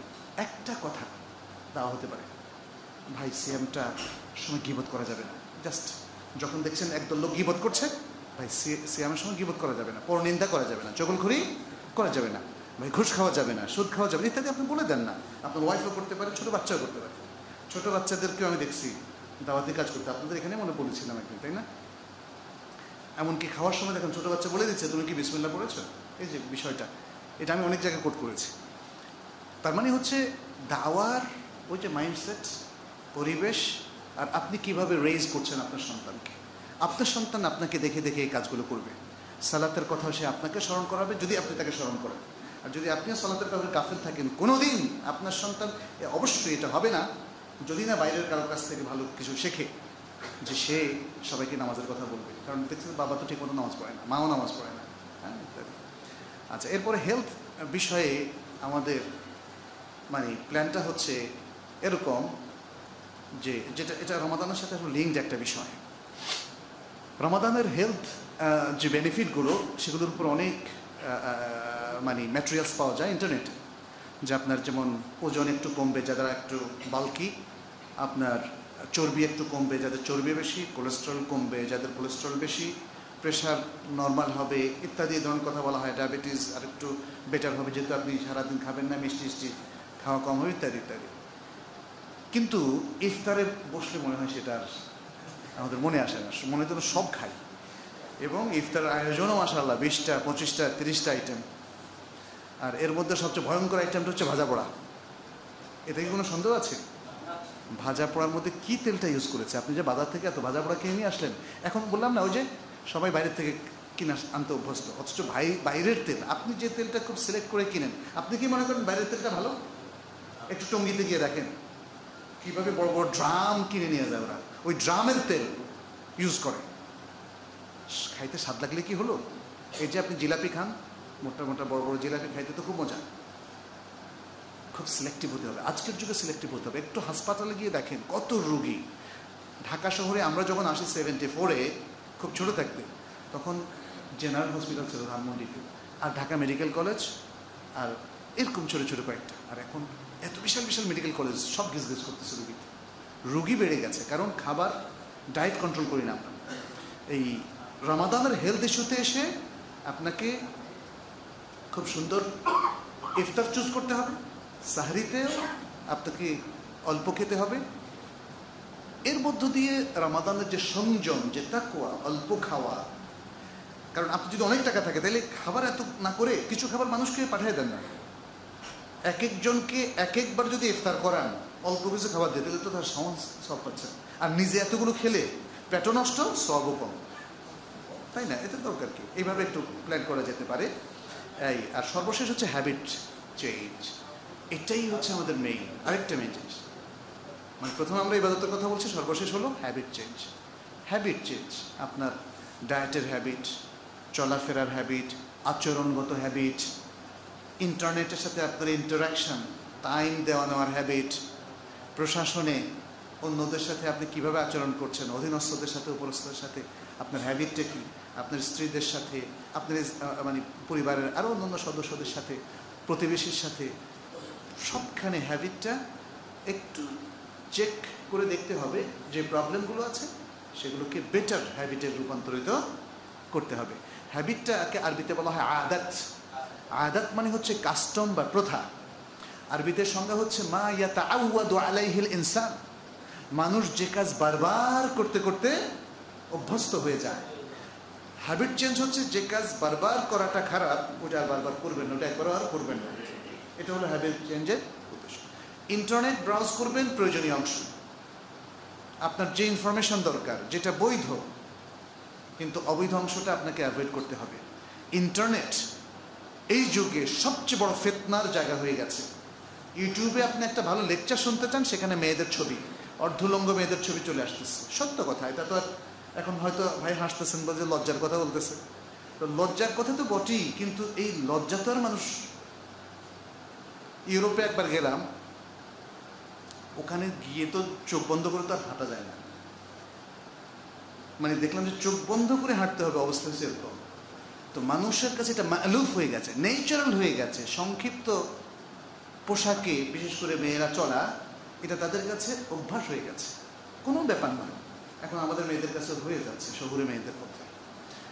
এই হ্যাবিটগুলো চেঞ্জ করতে হবে, আমাদের মেয়েদের হ্যাবিট। আমি কিন্তু শুধু আপনাদেরকে বোঝাচ্ছি না, আপনাদের বাসায় যে হাউস হোল্ড আছে, মেয়েরা আছে, তাদের উদ্দেশ্যেও একই কথা। আমাদেরকে হ্যাবিটটা চেঞ্জ করতে হবে, পোশাকের হ্যাবিট, কথার হ্যাবিট, কালচারের, যেগুলো অশ্লীল, অশালীন, অন্যায়, ভুল, বিভ্রান্তিতে ভরা, যেগুলো আমাদেরকে সবসময় খারাপের দিকে নিয়ে যায় এবং জাহান্নামের দিকে নিয়ে যায়, এই হ্যাবিটগুলো চেঞ্জ করতে হবে। সিগারেট, মদ্যপান, তাই না, আরও যে সমস্ত জিনিসগুলো পান করা, যেমন বা সেবন করা, যেমন গাঁজা, তারপরে অনেকেই নানা ধরনের মাদকদ্রব্য সেবন করে থাকে, ইয়াবা, তারপর আরও অন্যান্য অনেক জিনিস। এই অভ্যাসগুলো থেকে উঠে আসতে হবে। রমাদানে ওই যে দাওয়ার বলতে একটা ক্যাম্পেইনিংও করতে পারেন। খেয়াল করেন, দাওয়া বলতে সবসময় যদি আপনারা মনে করেন লা ইলাহা ইল্লাল্লাহ দাওয়া, সেটা কিন্তু আমরা মেইন করছি না, ওটা তো দাওয়ার একটা মেইন প্রোগ্রাম। বাট যেমন রক্তদান কর্মসূচি, এটাও দাওয়ার প্রোগ্রাম। আপনি কয়েকজন ভাই এই মসজিদ থেকে গেলেন, আশেপাশের হসপিটালগুলো ভিজিট করে লোকদেরকে যদি দুটো সুন্দর কথা বলেন, ভাই আপনি সুস্থ হয়ে যাবেন, মাথায় হাত রেখে যদি বলেন লা বা'সা তাহুরুন ইনশাআল্লাহ, ভয় নেই, ইনশাআল্লাহ আপনি সুস্থ হয়ে যাবেন, মরা মানুষও দেখবেন যে বলেন হ্যাঁ আমি সুস্থ হবো, সুস্থ, মানে এরকম একটা ভাব চলে আসবে। তো এই কথাগুলো বলতে তো কোনো পয়সা খরচ হয় না। এইভাবে আমরা যদি কাজ করি, রমাদানের প্ল্যান প্রোগ্রাম নেই, তাহলে আপনি সবচেয়ে বেশি উপকৃত হবেন, আপনার পরিবার উপকৃত হবে, এবং মুসলিম উম্মাহ উপকৃত হবে, মুসলিম জনপদ উপকৃত হবে, আমাদের সমাজ উপকৃত হবে, এবং আমাদের দেশও উপকৃত হবে। কারণ এর মধ্য দিয়ে, এই প্ল্যানের মধ্য দিয়ে একটা জেনারেশন গড়ে উঠবে, যাদেরকে আমরা বলতে পারি রমাদান জেনারেশন, বা the generation of Ramadan, the generation guided by Ramadan, এভাবে আমরা নানাভাবে বলতে পারি। তাহলে সেই জেনারেশনকে সবাই গ্রিট করবে, সবাই স্বাগত জানাবে, কিন্তু কারণ এরা হবে সমাজের সবচেয়ে সভ্য, সৎ এবং ভালো মানুষ। আল্লাহ আমাদের সকলকে সত্য দান করুন, আমাদেরকে কবুল করুন। সামনের যে রমাদান আসছে, আমরা যেন সেই রমাদানের জন্য একটা সুন্দর প্ল্যান করতে পারি, নিজেদের একটা মাইন্ডসেট করে নিতে পারি, এবং আমাদের জীবনে অতীতে যা করেছি তার চাইতে অনেক বেশি বেনিফিট যেন এই রমাদান থেকে নিতে পারি। আল্লাহর কাছে আমরা কায়েমুল বাকি সে দোয়া করছি, আমিন। এবং আপনাদের সবাইকে ধন্যবাদ জানিয়ে দীর্ঘক্ষণ কথা শোনার কষ্ট করার জন্য আপনাদের সবাইকে আবারও শুভেচ্ছা জানিয়ে শেষ করছি। হাদা সাল্লাল্লাহু সাল্লাম আলা নবিয়িনা মুহাম্মদ ওয়া আলা আলিহি ওয়া আসহাবিহি আজমাইন। খুব সংক্ষেপে কিছু প্রশ্নের উত্তর দেবে, এখানে ব্যাখ্যা করব না ইনশাআল্লাহ। প্রশ্ন এসেছে, মৃত বাবা মায়ের আত্মার মাগফিরাতের উদ্দেশ্যে রোজাদার ব্যক্তিগণের ইফতারি করানো যাবে কি না, সওয়াব হবে কি না? করানো যেতে পারে। এটা হবে তখন তাদের পক্ষ থেকে সাদাকা, মৃতদের পক্ষ থেকে আর্থিক সাদাকা করা যায়। সেটা যদি কাউকে খাওয়ান, কাউকে ইফতার করান, অথবা কারো হাতে টাকা তুলে দেন, অথবা কারো মেডিকেল প্রয়োজনে তার চিকিৎসার জন্য টাকা দেন এবং মৃতের পক্ষ থেকে সাদাকা হিসাবে নিয়ত করেন, সেটা হবে, এতে কোনো অসুবিধা নেই। জি, কোনো অসুবিধা নেই। ধনী ব্যক্তি যদি রোজাদার হয়, ধনীকে কি সাদাকা দেওয়া যায় না? সাদাকাটা তো সবসময় গরিবদের জন্য না হতে পারে। যত ভালো কাজে আপনি টাকা ব্যয় করলেন ওটাই সাদাকা। যার রিমুনারেশনটা, রিওয়ার্ডটা আপনি শুধু আল্লাহর কাছে চাইলেন, এটা হলো সাদাকা। এটা শুধু গরিবদেরকেই দেওয়া যাবে, ধনীদের দেওয়া যাবে এটা হয় না। যারাই নিতে চায়, যারাই সেটাকে খেতে চায় অথবা পেতে চায়, তাদেরকে আপনি দিতে পারবেন। কিন্তু যাকাতটা এটা হচ্ছে গরিব, দুঃখী এবং আরও 6টা খাত এখানে আছে। জামাতে সালাত পড়া অবস্থায় সিজদার তাসবিহ কতবার পড়া যাবে? অনেকবার পড়া যাবে। বিজয় সংখ্যক পড়াটাই এখানে উত্তম হবে, অনেক বেশি, লং টাইম। আপনি ইচ্ছে করলে সিজদায় 1 ঘন্টা থাকতে পারেন। তাহলে কি পড়বেন? কিছু দোয়া করবে, সিজদা দোয়ারও জায়গা, তাই না? দোয়া, যিকির ইত্যাদি। আর আমরা যেমন হারামে দেখেছি প্রায় 10 মিনিট, আর রাসূল সাল্লাল্লাহু আলাইহি ওয়াসাল্লাম থেকে যেটা এসেছে যে পরিমাণ দাঁড়াতেন প্রায় সেই পরিমাণ রুকুতে, প্রায় সেই পরিমাণ সিজদাতে। ইমাম সাহেব যদি 3 বার পড়লেন, মুক্তাদি 5 বার পড়লেন, তাহলে ইমাম সাহেবের অনুসরণের বেয়াদবি হবে কিনা এটা কনসাল্ট করে নিন ইমাম সাহেবের সাথে। যে সিজদায় ইমাম সাহেব কয়বার পড়লেন? 5 বার। নামাজ ইমামেরও যাবে, আপনারও যাবে। এই চিন্তা কেন আসলো যে ইমাম 5 বার পড়লে আমি 3 বার পড়লে হবে না? তাই না? শুনেন, শরিয়া যেটা ফ্লেক্সিবল রেখেছে, নিজের উপর সেটা আরোপ করতে যাবেন না। শরিয়া আমাদের চাইতে অনেক বেশি প্রাজ্ঞ। এখানে ইমাম যদি 3 বার পড়েন অথবা এরপরে অন্যটা পড়েন, আর আপনি যদি আপনার মতো করে পড়েন, শরিয়া কি কোনো রেস্ট্রিকশন দিয়েছে? শরিয়া যেখানে রেস্ট্রিকশন দেয়নি, চুপ আছে, সেখানে বুঝতে হবে জিনিসটা ওপেন। অতএব সেখান থেকে নিজে আবিষ্কার করে করে প্রবলেম তৈরি করবেন না। রাসূলুল্লাহ সাল্লাল্লাহু আলাইহি ওয়াসাল্লাম এটা কি সবচেয়ে নিষেধ করেছেন। যখন তিনি বলছেন, হে মুসলিমরা, তোমাদের উপর হজ ফরজ করা হয়েছে, একজন দাঁড়িয়ে বললেন, ইয়া রাসূলুল্লাহ, প্রত্যেকবার করতে হবে? তখন তিনি একটু মনক্ষুণ্ণ হলেন, বললেন, দেখো, এত প্রশ্ন করছো কেন? তোমাদের আগের জাতি প্রশ্ন করে করে ধ্বংস হয়ে গেছে। আমি যদি বলতাম হ্যাঁ, তাহলে হয়ে যেত। তো সুতরাং শরিয়ার মানে আসল দৃষ্টিভঙ্গিটা বুঝতে হবে। হয়তো যিনি প্রশ্ন করছেন বুঝিনি। শরিয়া যেখানে স্পেসিফিক সেখানে স্পেসিফিক হবেন, শরিয়া যেখানে ওপেন সেখানে স্পেসিফিক হবেন না। একদিনে সিয়াম ও ঈদ পালন করা সম্পর্কে কিছু আলেম বলতেছেন, একই দিনে সিয়াম ও ঈদ পালন করা সম্ভব, আবার বলছেন যে এটা সামাজিক ইবাদত, তাই একসাথে পালন করতে হবে। আমাদের করণীয় কি? আমরা তো একই দিনই করতেছি। বাংলাদেশে কি ভিন্ন দিনে করছি নাকি? একই দিনে। এখানে রাসূল সাল্লাল্লাহু আলাইহি ওয়াসাল্লাম নিয়ম হচ্ছে, মুসলিম জনপদের যিনি নেতা থাকবেন, নেতৃস্থানীয়, যিনি মুসলিম দেশের শাসক, তিনি আলেমদের সাথে চাঁদ দেখা কমিটির পরামর্শ করে যে ডিসিশন দেবেন, সবাই সেটা পালন করতে হবে। কারণ রাসূল সাল্লাল্লাহু আলাইহি ওয়াসাল্লাম কখনো কখনো একজন সাহাবীর চাঁদ দেখার উপরে ভিত্তি করে যখন ডিসিশন দিয়েছেন, তখন অন্যরা কিন্তু আর রাগ করেননি, না রাসূল সাল্লাল্লাহু আলাইহি ওয়াসাল্লাম সরি, আপনার সাথে একমত হইতে পারলাম না। কারণ তিনি প্রেসিডেন্ট হিসেবে ঘোষণা দিয়েছেন। এখানে আপনি একমত হতে চান আর না চান, পারেন আর না পারেন, অসুবিধা নেই, আপনি দ্বিমত পোষণ করেই যান। বাট আপনাকে এই জনপদে আর সবার সাথেই রমাদান স্টার্ট করতে হবে এবং ঈদও করতে হবে। আপনি ভিন্ন দিন 5-6 জনকে তুলে নিয়ে চলেন আমরা ঈদ করে ফেলি, মক্কায় হয়ে গেছে, এভাবে করা যাবে না। তবে আমাদের প্রশাসন যদি মক্কার সাথে ঈদের ঘোষণা দেয়, তাহলে সেদিন আমরা করব। আমার যদি ব্যক্তিগতভাবে এখানে চাঁদ দেখার উপর নির্ভর করে মতটা প্রবল ধর্মীয় হয়, আমি কিন্তু সবার সাথে করব। যেহেতু প্রশাসন যে ঘোষণাটা দেয়, মানে চাঁদ দেখার বিষয়টা ইসলাম এভাবেই বলেছে, এটা আমরুন কাদাই, আমরুন কাদাই, অর্থাৎ মুসলিম জনপদের প্রশাসক কর্তৃক যে জুরিসপ্রুডেন্স এর মাধ্যমে যে ঘোষণাটা আসে, ওটাই আমাদেরকে মানতে হবে। আমার ব্যক্তিগত ইজতিহাদ যাই থাকুক না কেন, সেটা যদি মক্কার সাথে হয় করব, সেটা যদি লোকাল মুনসারিকের সাথে হয় করব। যদি মক্কার সাথে করার জন্য প্রশাসন ঘোষণা দেয় আর আমি বললাম যে আমি সাদ্দেক নিয়ম করবো, আবু কুরাইবের হাদিস আছে, তাহলেও চলবে না। এখানে দেখতে হবে যে এই জনপদের ওলামায়ে কেরামের রেকমেন্ডেশন এবং যেটাকে সরকার এন্ডোর্স করছে সেটাই সবাইকে মেনে নিতে হবে। রমাদান এবং সিয়াম বিষয়ক চাঁদ দেখার বিধান ইসলামে এটাই, এবং সমস্ত ওলামায়ে কেরাম বিভিন্ন মতভেদ করার পরেও তারা এই একটা পয়েন্টে একমত হয়েছে, তাহলে আর কিন্তু সমস্যা থাকে না। আমাদের জন্য অবশ্যই ওয়াজিব নয় ইন্দোনেশিয়ার সাথে করা অথবা আমেরিকার সাথে করা, ইভেন সৌদি আরবের সাথে করা, কারণ সৌদি আরবের উচ্চ উলামা পরিষদ, সৌদি আরবের মক্কা ফিকহ কাউন্সিল, ইসলামিক ফিকহ council, Sheikh Saleh bin Uthaymeen, এরকম গুরুত্বপূর্ণ অনেক শাইখরা বলেছেন তোমরা নিজ নিজ দেশে চাঁদ দেখে ঈদ করো।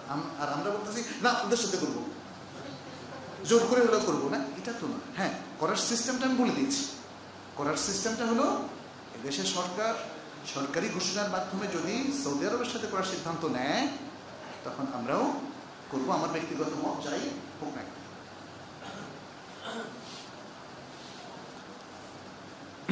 নাফাক অবস্থায় কি কোরআন শ্রবণ করা যাবে? নাপাক অবস্থায় কোরআন শ্রবণ করতে কোনো অসুবিধা নাই। আমি শুনেছি যারা বড় নাপাকি অবস্থায় থাকে তারা নাকি কোরআন তেলাওয়াত শ্রবণ করতে পারবেন না। কানা যদি আসে, কান কি বন্ধ করার কথা বলেছে কোরআন অথবা হাদিস? কোরআন শোনার জন্য ওযু কখনোই শর্ত করা হয়নি।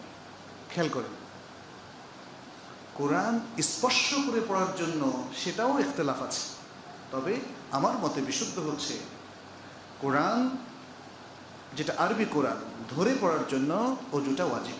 আমি এই মতের সপক্ষে। শেখ সালেহ বিন উসাইমিন আর অনেক মুহাক্কিক ওলামায়ে কেরাম, জমহুর ওলামায়ে কেরাম এই মতের পক্ষে, এবং এগুলো দুই মতেরই অনেক পর্যালোচনা করেছি আমি। আমার কাছে শেষ পর্যন্ত এটাই শক্তিশালী মনে হয়েছে। যদিও শেখ আলবানী বলেছেন ছোট ক্ষেত্রে, ছোট নাপাকের ক্ষেত্রে ওযু লাগবে না, এটা শেখ আলবানীর মত। বড় বড় অনেক আলেম হয়তো সেটা বলেছেন, তাতে কিছু যায় আসে না।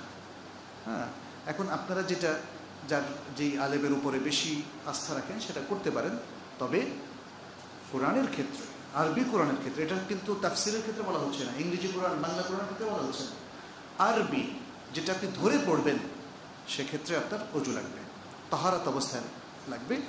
এটাই হচ্ছে প্রতিধানযোগ্য শক্তিশালী অভিমত, জমহুরের অভিমত, এবং এটার পক্ষেই শক্তিশালী দলিল আছে। আর যেটা হচ্ছে শোনার জন্য কোনো ওযু লাগবে না। ইমামের পেছনে কি মুক্তাদিদেরকে সূরা ফাতিহা পড়া ওয়াজিব নাকি রকম, দয়া করে বুঝিয়ে বলবেন। এখানে তিনটা মত আছে। ওলামায়ে কেরাম দেখেন, একটা জিনিস খেয়াল করেন, ওলামায়ে কেরাম কিন্তু ইখতিলাফ করেননি আল্লাহ আরশে আছেন না নিচে আছেন। ওলামায়ে কেরাম ইখতিলাফ এটাও করেননি যে যারা ভালো মুসলিম তারা জাহান্নামে যাবে কিনা, আর যারা পাপী তারা জান্নাতে যাবে কিনা, এটা নিয়ে ইখতিলাফ হয়েছে। ওলামায়ে কেরাম এটা নিয়ে ইখতিলাফ করেননি নামাজ কি 5 ওয়াক্ত না 6 ওয়াক্ত না 4 ওয়াক্ত। ওলামায়ে কেরাম এটাও নিয়ে ইখতিলাফ করেননি যে কোরআন কি আল্লাহর কিতাব না মুহাম্মদ সাল্লাল্লাহু আলাইহি ওয়াসাল্লামের কথা। তাহলে ইসলামের সকল মৌলিক জিনিসই কিন্তু ওলামায়ে কেরাম একমত আছেন, শুধু ফিকহি কিছু ইস্যুতে দলিলের কারণে ইখতিলাফটা আছে। আর সেই ইখতিলাফের মধ্যে আমরা এগুলোকে নিয়ে আজকে ঝগড়ার কারণ বানিয়েছি। এখানে তিনটা মত আছে, তিনটা মত। সূরা ফাতিহা ইমামের পিছনে পড়া লাগবে না, একটা মত। দ্বিতীয় মত হচ্ছে সূরা ফাতিহা ইমামের পিছনে সর্বাবস্থায় পড়া লাগবে, ইমাম জোরে পড়ান আর আস্তে পড়ান। তৃতীয় মতটা হচ্ছে সূরা ফাতিহা ইমাম যদি জোরে পড়েন তাহলে পড়া লাগবে না, আস্তে পড়লে পড়া লাগবে। তবে হাদিসের দৃষ্টিতে আমাদের কাছে, আমার কাছে এবং আরও অনেকের কাছে, শেখ বিন বাজ এবং আরও অনেকেই আছেন, তাদের কাছে সর্বাবস্থায় পড়ার দলিলটাই বেশি শক্তিশালী। এই আল্লাহ নামাজের জিকিরটা করা যাবে না কেন? আল্লাহ নামের জিকিরটা করা যাবে কিনা আমার বুঝে আসে না। তাহলে আমি বুঝাতে ব্যর্থ হয়েছি। ব্যর্থতা আমার, আল্লাহরও নয়, কোরআনেরও নয়। কারণ হলো জিকির হচ্ছে ইবাদত। জিকিরের ভাষা দুরকম। যেই ভাষাটা আপনি রিচুয়াল করে নিয়েছেন, নিয়ম এবং আদাত এবং সিস্টেম করে নিয়েছেন, এটা হলো একটা প্রকার। আর একটা হচ্ছে ওপেন, আল্লাহ তোমাকে আমি ভালোবাসি বাংলায় বললাম, এটা একটা জিকির, কিন্তু এটা কিন্তু জায়েজ। কিন্তু যদি বলি প্রতিদিন এশার পরে আকাশের দিকে তাকিয়ে যদি বলি আল্লাহ তোমাকে আমি ভালোবাসি, বলেন এটা কি বেদাত হবে না? তাহলে ওপেন জিনিসগুলোকে ফিক্স করে রিচুয়াল হিসেবে চালিয়ে দিলে এটা হবে বেদাত। কখন? যখন এর পক্ষে কোনো দলিল থাকবে না। তাহলে আপনি যে আল্লাহ আল্লাহ জিকির করছেন, এটা কি রিচুয়াল বানিয়ে দলিল কি? আপনি হয়তো বলবেন কোরআনে বলছে আল্লাহকে বেশি বেশি স্মরণ করো, এটাই তো দলিল। কিন্তু কোরআনের ব্যাখ্যা আপনি কি রাসূল সাল্লাল্লাহু আলাইহি ওয়াসাল্লাম জীবন থেকে দিবেন না? রাসূল সাল্লাল্লাহু আলাইহি ওয়াসাল্লাম তার পুরো জীবনে শুধু আল্লাহ আল্লাহ জিকির করেছেন, দেখান একবার দেখালে হবে, দুইবার লাগবে না, একটা সহিহ হাদিস দেখান।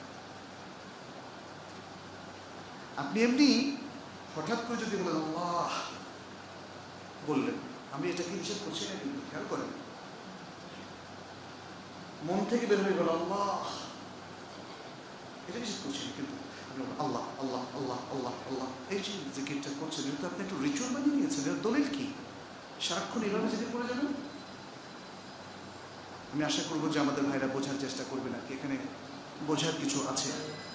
বুঝ শক্তি কম থাকলে বুঝে আসবে না, অথবা আমারও বোঝানোর শক্তি কম থাকলে বুঝে আসবে না, আমাদের এটা হতে পারে। আল্লাহকে সৃষ্টি না করলে কিছু সৃষ্টি করা হতো না। হাদিসটি কতটুকু সত্য?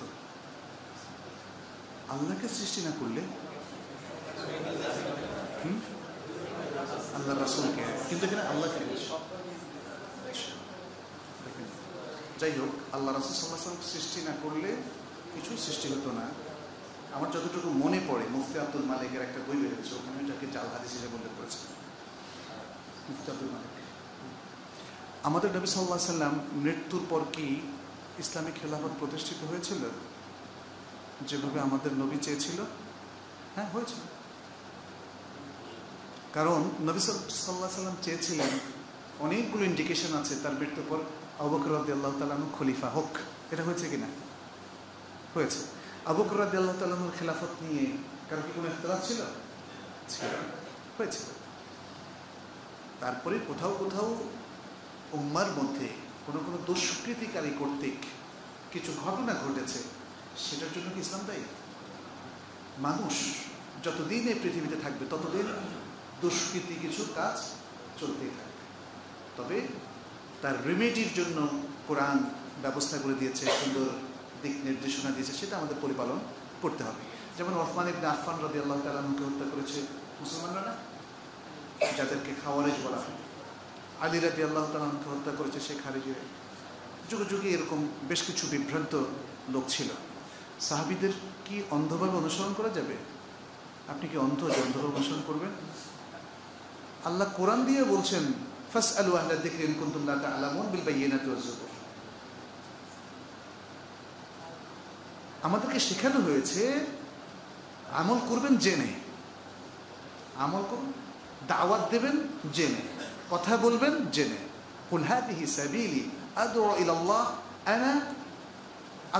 আলা বাসীরা আনা ওয়া মান ইত্তাবা'আনি। বলে এই হচ্ছে আমার পথ, আমি জেনে বুঝে কথা বলি, দাওয়াত দেই, আমি এবং আমার যারা অনুসরণ করে। আমরা কি সবাই রাসূল সাল্লাল্লাহু আলাইহি ওয়াসাল্লাম অনুসারী না? তাহলে জেনে বুঝে করতে হবে, অন্ধ না।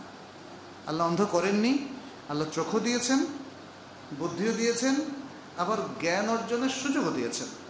অতএব অন্ধভাবে অনুকরণ করার কোনো প্রয়োজন নেই। এমনকি রাসূলুল্লাহ সাল্লাল্লাহু আলাইহি ওয়াসাল্লামকে আপনি অন্ধভাবে কেমনে অনুকরণ করবেন না জেনে? আপনাকে তো মিনিমাম জানতে হবে, কারণ যেহেতু জাল হাদিস, ফ্যাব্রিকেটেড হাদিস, ভুল তথ্য, আল্লাহর জমিনে রাসূল সাল্লাল্লাহু আলাইহি ওয়াসাল্লাম কখনো বলেননি, এমন কিছু এখন মানুষ বলছে। দোষ কি রাসূলুল্লাহ সাল্লাল্লাহু আলাইহি ওয়াসাল্লাম না মানুষের? সুবহানাল্লাহ। এই জিনিসগুলো মানুষ এখন ভুলে গেছে। আমরা যখন বলি জাল হাদিস, তারা মনে করে এটা হাদিসকে জাল বানায় ফেলছি আমরা, মানে দোষটা যেন আমার। যদি বলি যে হাদিসটা অত্যন্ত দুর্বল, বলছে আল্লাহ রাসূলের হাদিস দুর্বল হয় কেমনি? কি বলেন এটা? রাসূলুল্লাহ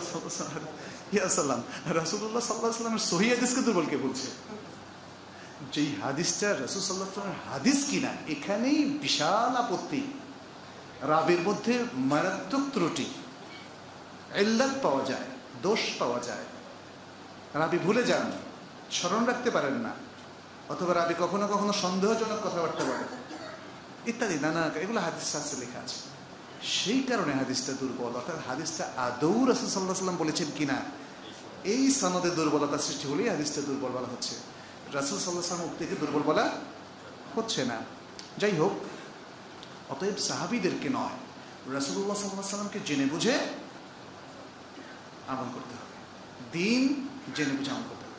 আপনি সালাত একরকম পড়লেন আর বললেন আমি অন্ধভাবে রাসূলকে অনুসরণ করছি, হলো নাকি? তাই না? এক একজন এক একভাবে সালাত আদায় করে। সবাই কিন্তু বলে যে রাসূল সাল্লাল্লাহু আলাইহি ওয়াসাল্লামকে অন্ধভাবে অনুসরণ করে সালাত পড়ছেন, কিন্তু কেউ 3 ওয়াক্তে পড়ে, শিয়ারা যেমন 3 ওয়াক্তে পড়ে। তারপর এক একজনের সালাতের স্টাইল এক এক রকম, বিভিন্ন মাজারে যান, খানকা যান, দেখবেন এক একজন এক এক স্টাইল। সুতরাং মুসলিম সবসময় দলিলের ভিত্তিতে আমল করবে, অর্থাৎ জেনে বুঝে জ্ঞানের আলোকে আমল করবে, সে কাউকে অন্ধ অনুকরণ করবে না। আমি শুনলাম যে আবু বকর এটা করতেন, বাস শুরু করে দেব। অন্ধভাবে অনুকরণকে বলা হয় তাকলিদ। তাকলিদ মানে হচ্ছে কাবুল কাউলিন বিলা দলিল, দলিল লাগে না, ইলম লাগে না, শুই নাই আমল করে, এটা জায়েজ না। মানে এটা একটা সেন্সিটিভ ইস্যু হয়ে গেছে তাকলিদ নিয়ে কথা বলা। মানুষ বলে যে তা সাধারণ মানুষ আমাকে তাকলিদই করবে। হ্যাঁ, তাকলিদ করবেন আপনি, অসুবিধা নেই, কিন্তু সেটা কোনো বিজ্ঞ আলেমের পরামর্শ, বিজ্ঞ আল্লাহওয়ালা মুফতি সাহেবের পরামর্শ। সাধারণ মানুষ আপনার পড়ার বোঝার কোনো ক্ষমতা নেই, তাহলে জীবিত, মৃত না। যদি আপনি কবর পাশে গিয়ে বলেন যে আপনি কিছু বলেন না, তারপর বলেন কবরের থেকে আমি পাইছি কিছু, পাইয়া এখন আমি অন্ধ তাকলিদ করতেছি, এটা হবে না। জীবিত, এটা হাসিয়াতে ইবনে আবিদিনের মধ্যে ইবনে আবিদিন উল্লেখ করেছেন, সাধারণ মানুষ জীবিত মুহাক্কিক এক্সপার্ট বিশেষজ্ঞ মুফতির অনুসরণ করবে। এটা ইবনে আবিদিন বলছেন, হানাফি মাযহাবের বিখ্যাত একজন আলেম।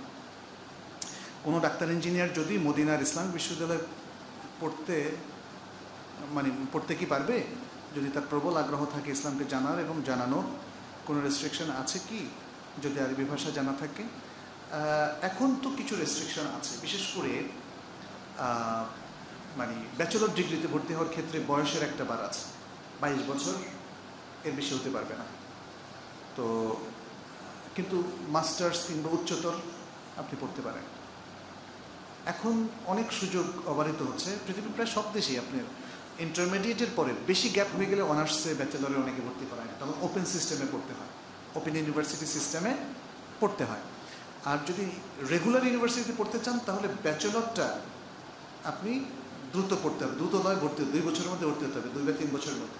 মদিনা ইউনিভার্সিটিতে আপনার ইন্টারমিডিয়েটের পর খুব দ্রুত যদি ব্যাচেলর ডিগ্রিতে ভর্তি হন তাহলে আপনি চালাতে পারবেন, আর তা না হলে আপনি মাস্টার্সে অ্যাডমিশন নিতে পারেন।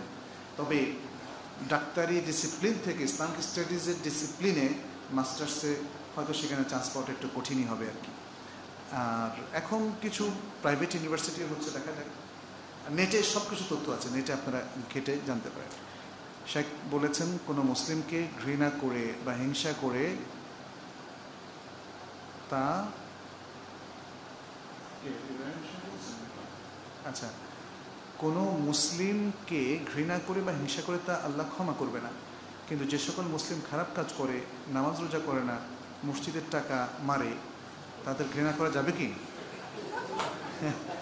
আচ্ছা, এখানে আসলে ওই যে আমার মনে হয় নাসির শাবান একটা হাদিসের ক্ষেত্রে তিনি বলেছেন, তাই না, ইল্লা মুশরিক আও মুশাহিন। হ্যাঁ, তো মুশাহিন হচ্ছে আসলে শিরক, হিংসা বিদ্বেষ পোষণকারী ব্যক্তি যার মধ্যে কোনো ভালাই নেই, কিন্তু অনুতপ্ত সব হৃদয়কে কিন্তু আল্লাহ ক্ষমা করেন, অনুতপ্ত সব হৃদয়কে আল্লাহ ক্ষমা করেন। শিরককে আল্লাহ ক্ষমা করেন না তওবা করলে? শিরিক থেকে তওবা করার অর্থ কি? সে তওবা করে ইসলামে দাখিল হয়ে যাবে, সে আর শিরিক করবে না। যদি এটাই না থাকে তাহলে তো সাহাবারা কেন মুসলিম হলেন, তাই না? এরকম যদি ঘৃণা বিদ্বেষ করে কারো ক্ষতি করে থাকে ব্যক্তির, তাহলে ওই ব্যক্তি থেকে ক্ষমা সে চেয়ে নিয়ে আল্লাহর কাছে ক্ষমা পেতে পারে। অতএব শায়েখ যেটা বলেছেন সেটা বুঝতে হবে। শেখ এটা বলেননি যে চিরস্থায়ীভাবে এদের ক্ষমার পথ রুদ্ধ, এটা কিন্তু বলেননি। বলেছেন এখনো যারা হিংসা বিদ্বেষের মধ্যে নিয়োজিত আছে, এখনো যারা শিরিক চালিয়েই যাচ্ছে, সংশোধন হচ্ছে না, আল্লাহ তাআলা এই রাত্রে তাদেরকে ক্ষমা করেন না, এটা শুধু বলেছেন। আর আপনি আসলে ব্যক্তির চাইতে কাজকে ঘৃণা করবেন বেশি। ব্যক্তি যতক্ষণ এই কাজে লিপ্ত থাকবে ততক্ষণ পর্যন্ত ওই ঘৃণা ব্যক্তিকেও কিছু আক্রান্ত করবে, সেটা অস্বীকার করছি না আমরা, তাই না? যদি বলেন যে ভাই আপনাকে খুব ভালোবাসি, শুধু আপনার খারাপ কাজটাকে অপছন্দ করি, এভাবে কি বলা যায়? একটা লোক খুবই দুর্নীতিপরায়ণ, অসৎ, মানুষকে ক্ষতি করে, আপনি বললেন ভাই অনেক ভালোবাসি আপনাকে, শুধু আপনার খারাপ কাজটাকে অস্বীকার, এটা তো বলা যায় না। আসলে সে যতক্ষণ খারাপ কাজ করে ঘৃণা তার খারাপ কাজের প্রতি, কিন্তু ওই ঘৃণাটা তার মধ্যে কিছুটা লেপন হয়ে যায়, ওই ঘৃণাটা দ্বারা সেও এফেক্টেড হয়। যখন সে সংশোধিত হবে, অর্থাৎ ওই খারাপ কাজটা, ঘৃণার কাজটা যখন সে উঠিয়ে নেবে, তখন তার উপর থেকেও ঘৃণাটা উঠে যাবে। সুতরাং আপনি যদি মসজিদের টাকা যারা মারে, আপনি টাকা মারাকে ঘৃণা করবেন, বলবেন যে এটা পাপ, এবং অন্যান্য আরও খারাপ যত কাজ করে সব কিছুকে ঘৃণা করবেন, ঘৃণার ঘোষণাও দিতে পারেন। এতে ওই লোক হয়তো কিছু মনে কষ্ট পাবে। যেমন কোনো ইমাম সাহেব যদি সিগারেটের বিরুদ্ধে খুতবা দেন, তখন ওই দিন অনেক মুসল্লি কষ্ট পায়। কোনো ইমাম সাহেব যদি সুদের বিরুদ্ধে কথা বলেন, তখন অনেকে কষ্ট পায়। বিশেষ করে ইমাম সাহেবের কাছে এসে একদিন জিজ্ঞেস করছে যে একজন, আমি তো লোন নিয়ে বাড়ি করছি, এখন ওরা ভাবতে থাকে ইমাম সাহেব আজকে আমারই টার্গেট করছে, তো ফলে খুব কষ্ট পায়। কিন্তু এই কষ্ট পাইলেও আপনাকে বলতে হবে, আপনি তো আসলে ওকে টার্গেট করছেন কি করছেন না সেটা জানি না, বাট যেহেতু তিনি ওই খারাপ কাজটা করেন, তিনি ভাবেন আমার বিরুদ্ধেই বলা হচ্ছে। আসলে বলা হচ্ছে সুদের বিরুদ্ধে, বলা হচ্ছে সিগারেট পানের বিরুদ্ধে, বলা হচ্ছে মিথ্যার বিরুদ্ধে, বলা হচ্ছে দুর্নীতির বিরুদ্ধে, তাই না? তাতে বোঝা গেল যে এই কাজে যারা লিপ্ত থাকেন তারাও আক্রান্ত হন, এবং এই আক্রান্ত হওয়াটা আমরা ইচ্ছা করে করছি না। আমরা কাজটাকে ঘৃণা করি, কাজটাকে অবশ্যই ঘৃণা করব। এই ঘৃণার কারণে ব্যক্তি যতদিন তাতে সম্পৃক্ত থাকবেন তিনিও ঘৃণার শিকার হবেন। দেখুন, আল্লাহ তাআলা পাপকে শাস্তির কারণ বলেছেন, তাই না? শাস্তি হবে কি পাপের উপর না পাপের উপরে? এটা ক্লিয়ার না? তাহলে ঘৃণা কাজের উপরে, কিন্তু আক্রান্ত হবে যিনি ওই কাজে লিপ্ত। অতএব অবশ্যই আপনি যারা মসজিদের টাকা মারে, যারা পাবলিক মানে জনস্বার্থের পরিপন্থী কাজ করে, মানুষের হক নষ্ট করে, আল্লাহর হক নষ্ট করে, এই প্রত্যেকটা কাজকে ঘৃণা করতে পারেন, যদিও এই পাপীরা আক্রান্ত হয়। আমার মনে হয় আজকে এখানে শেষ করি। আপনাদের সবাইকে ধন্যবাদ। প্রশ্ন উত্তর সেশনটা মনে হয় সবার কাছে একটু উপভোগ, সবাই মনোযোগ দিয়ে শুনেছেন। সবাইকে আল্লাহ তাআলা কবুল করুন, আল্লাহ তাআলা আমাদেরকেও আমাদের ভালো আমলগুলোকে কবুল করুন। হাদা ওয়া সাল্লাল্লাহু ওয়া সাল্লামা আলা নবিয়িনা মুহাম্মদ ওয়া আলা আলিহি ওয়া আসহাবিহি আজমাইন। সুবহানাকাল্লাহুম্মা ওয়া বিহামদিক আশহাদু আল্লা ইলাহা ইল্লা আনতা আস্তাগফিরুকা ওয়া আতুবু ইলাইক।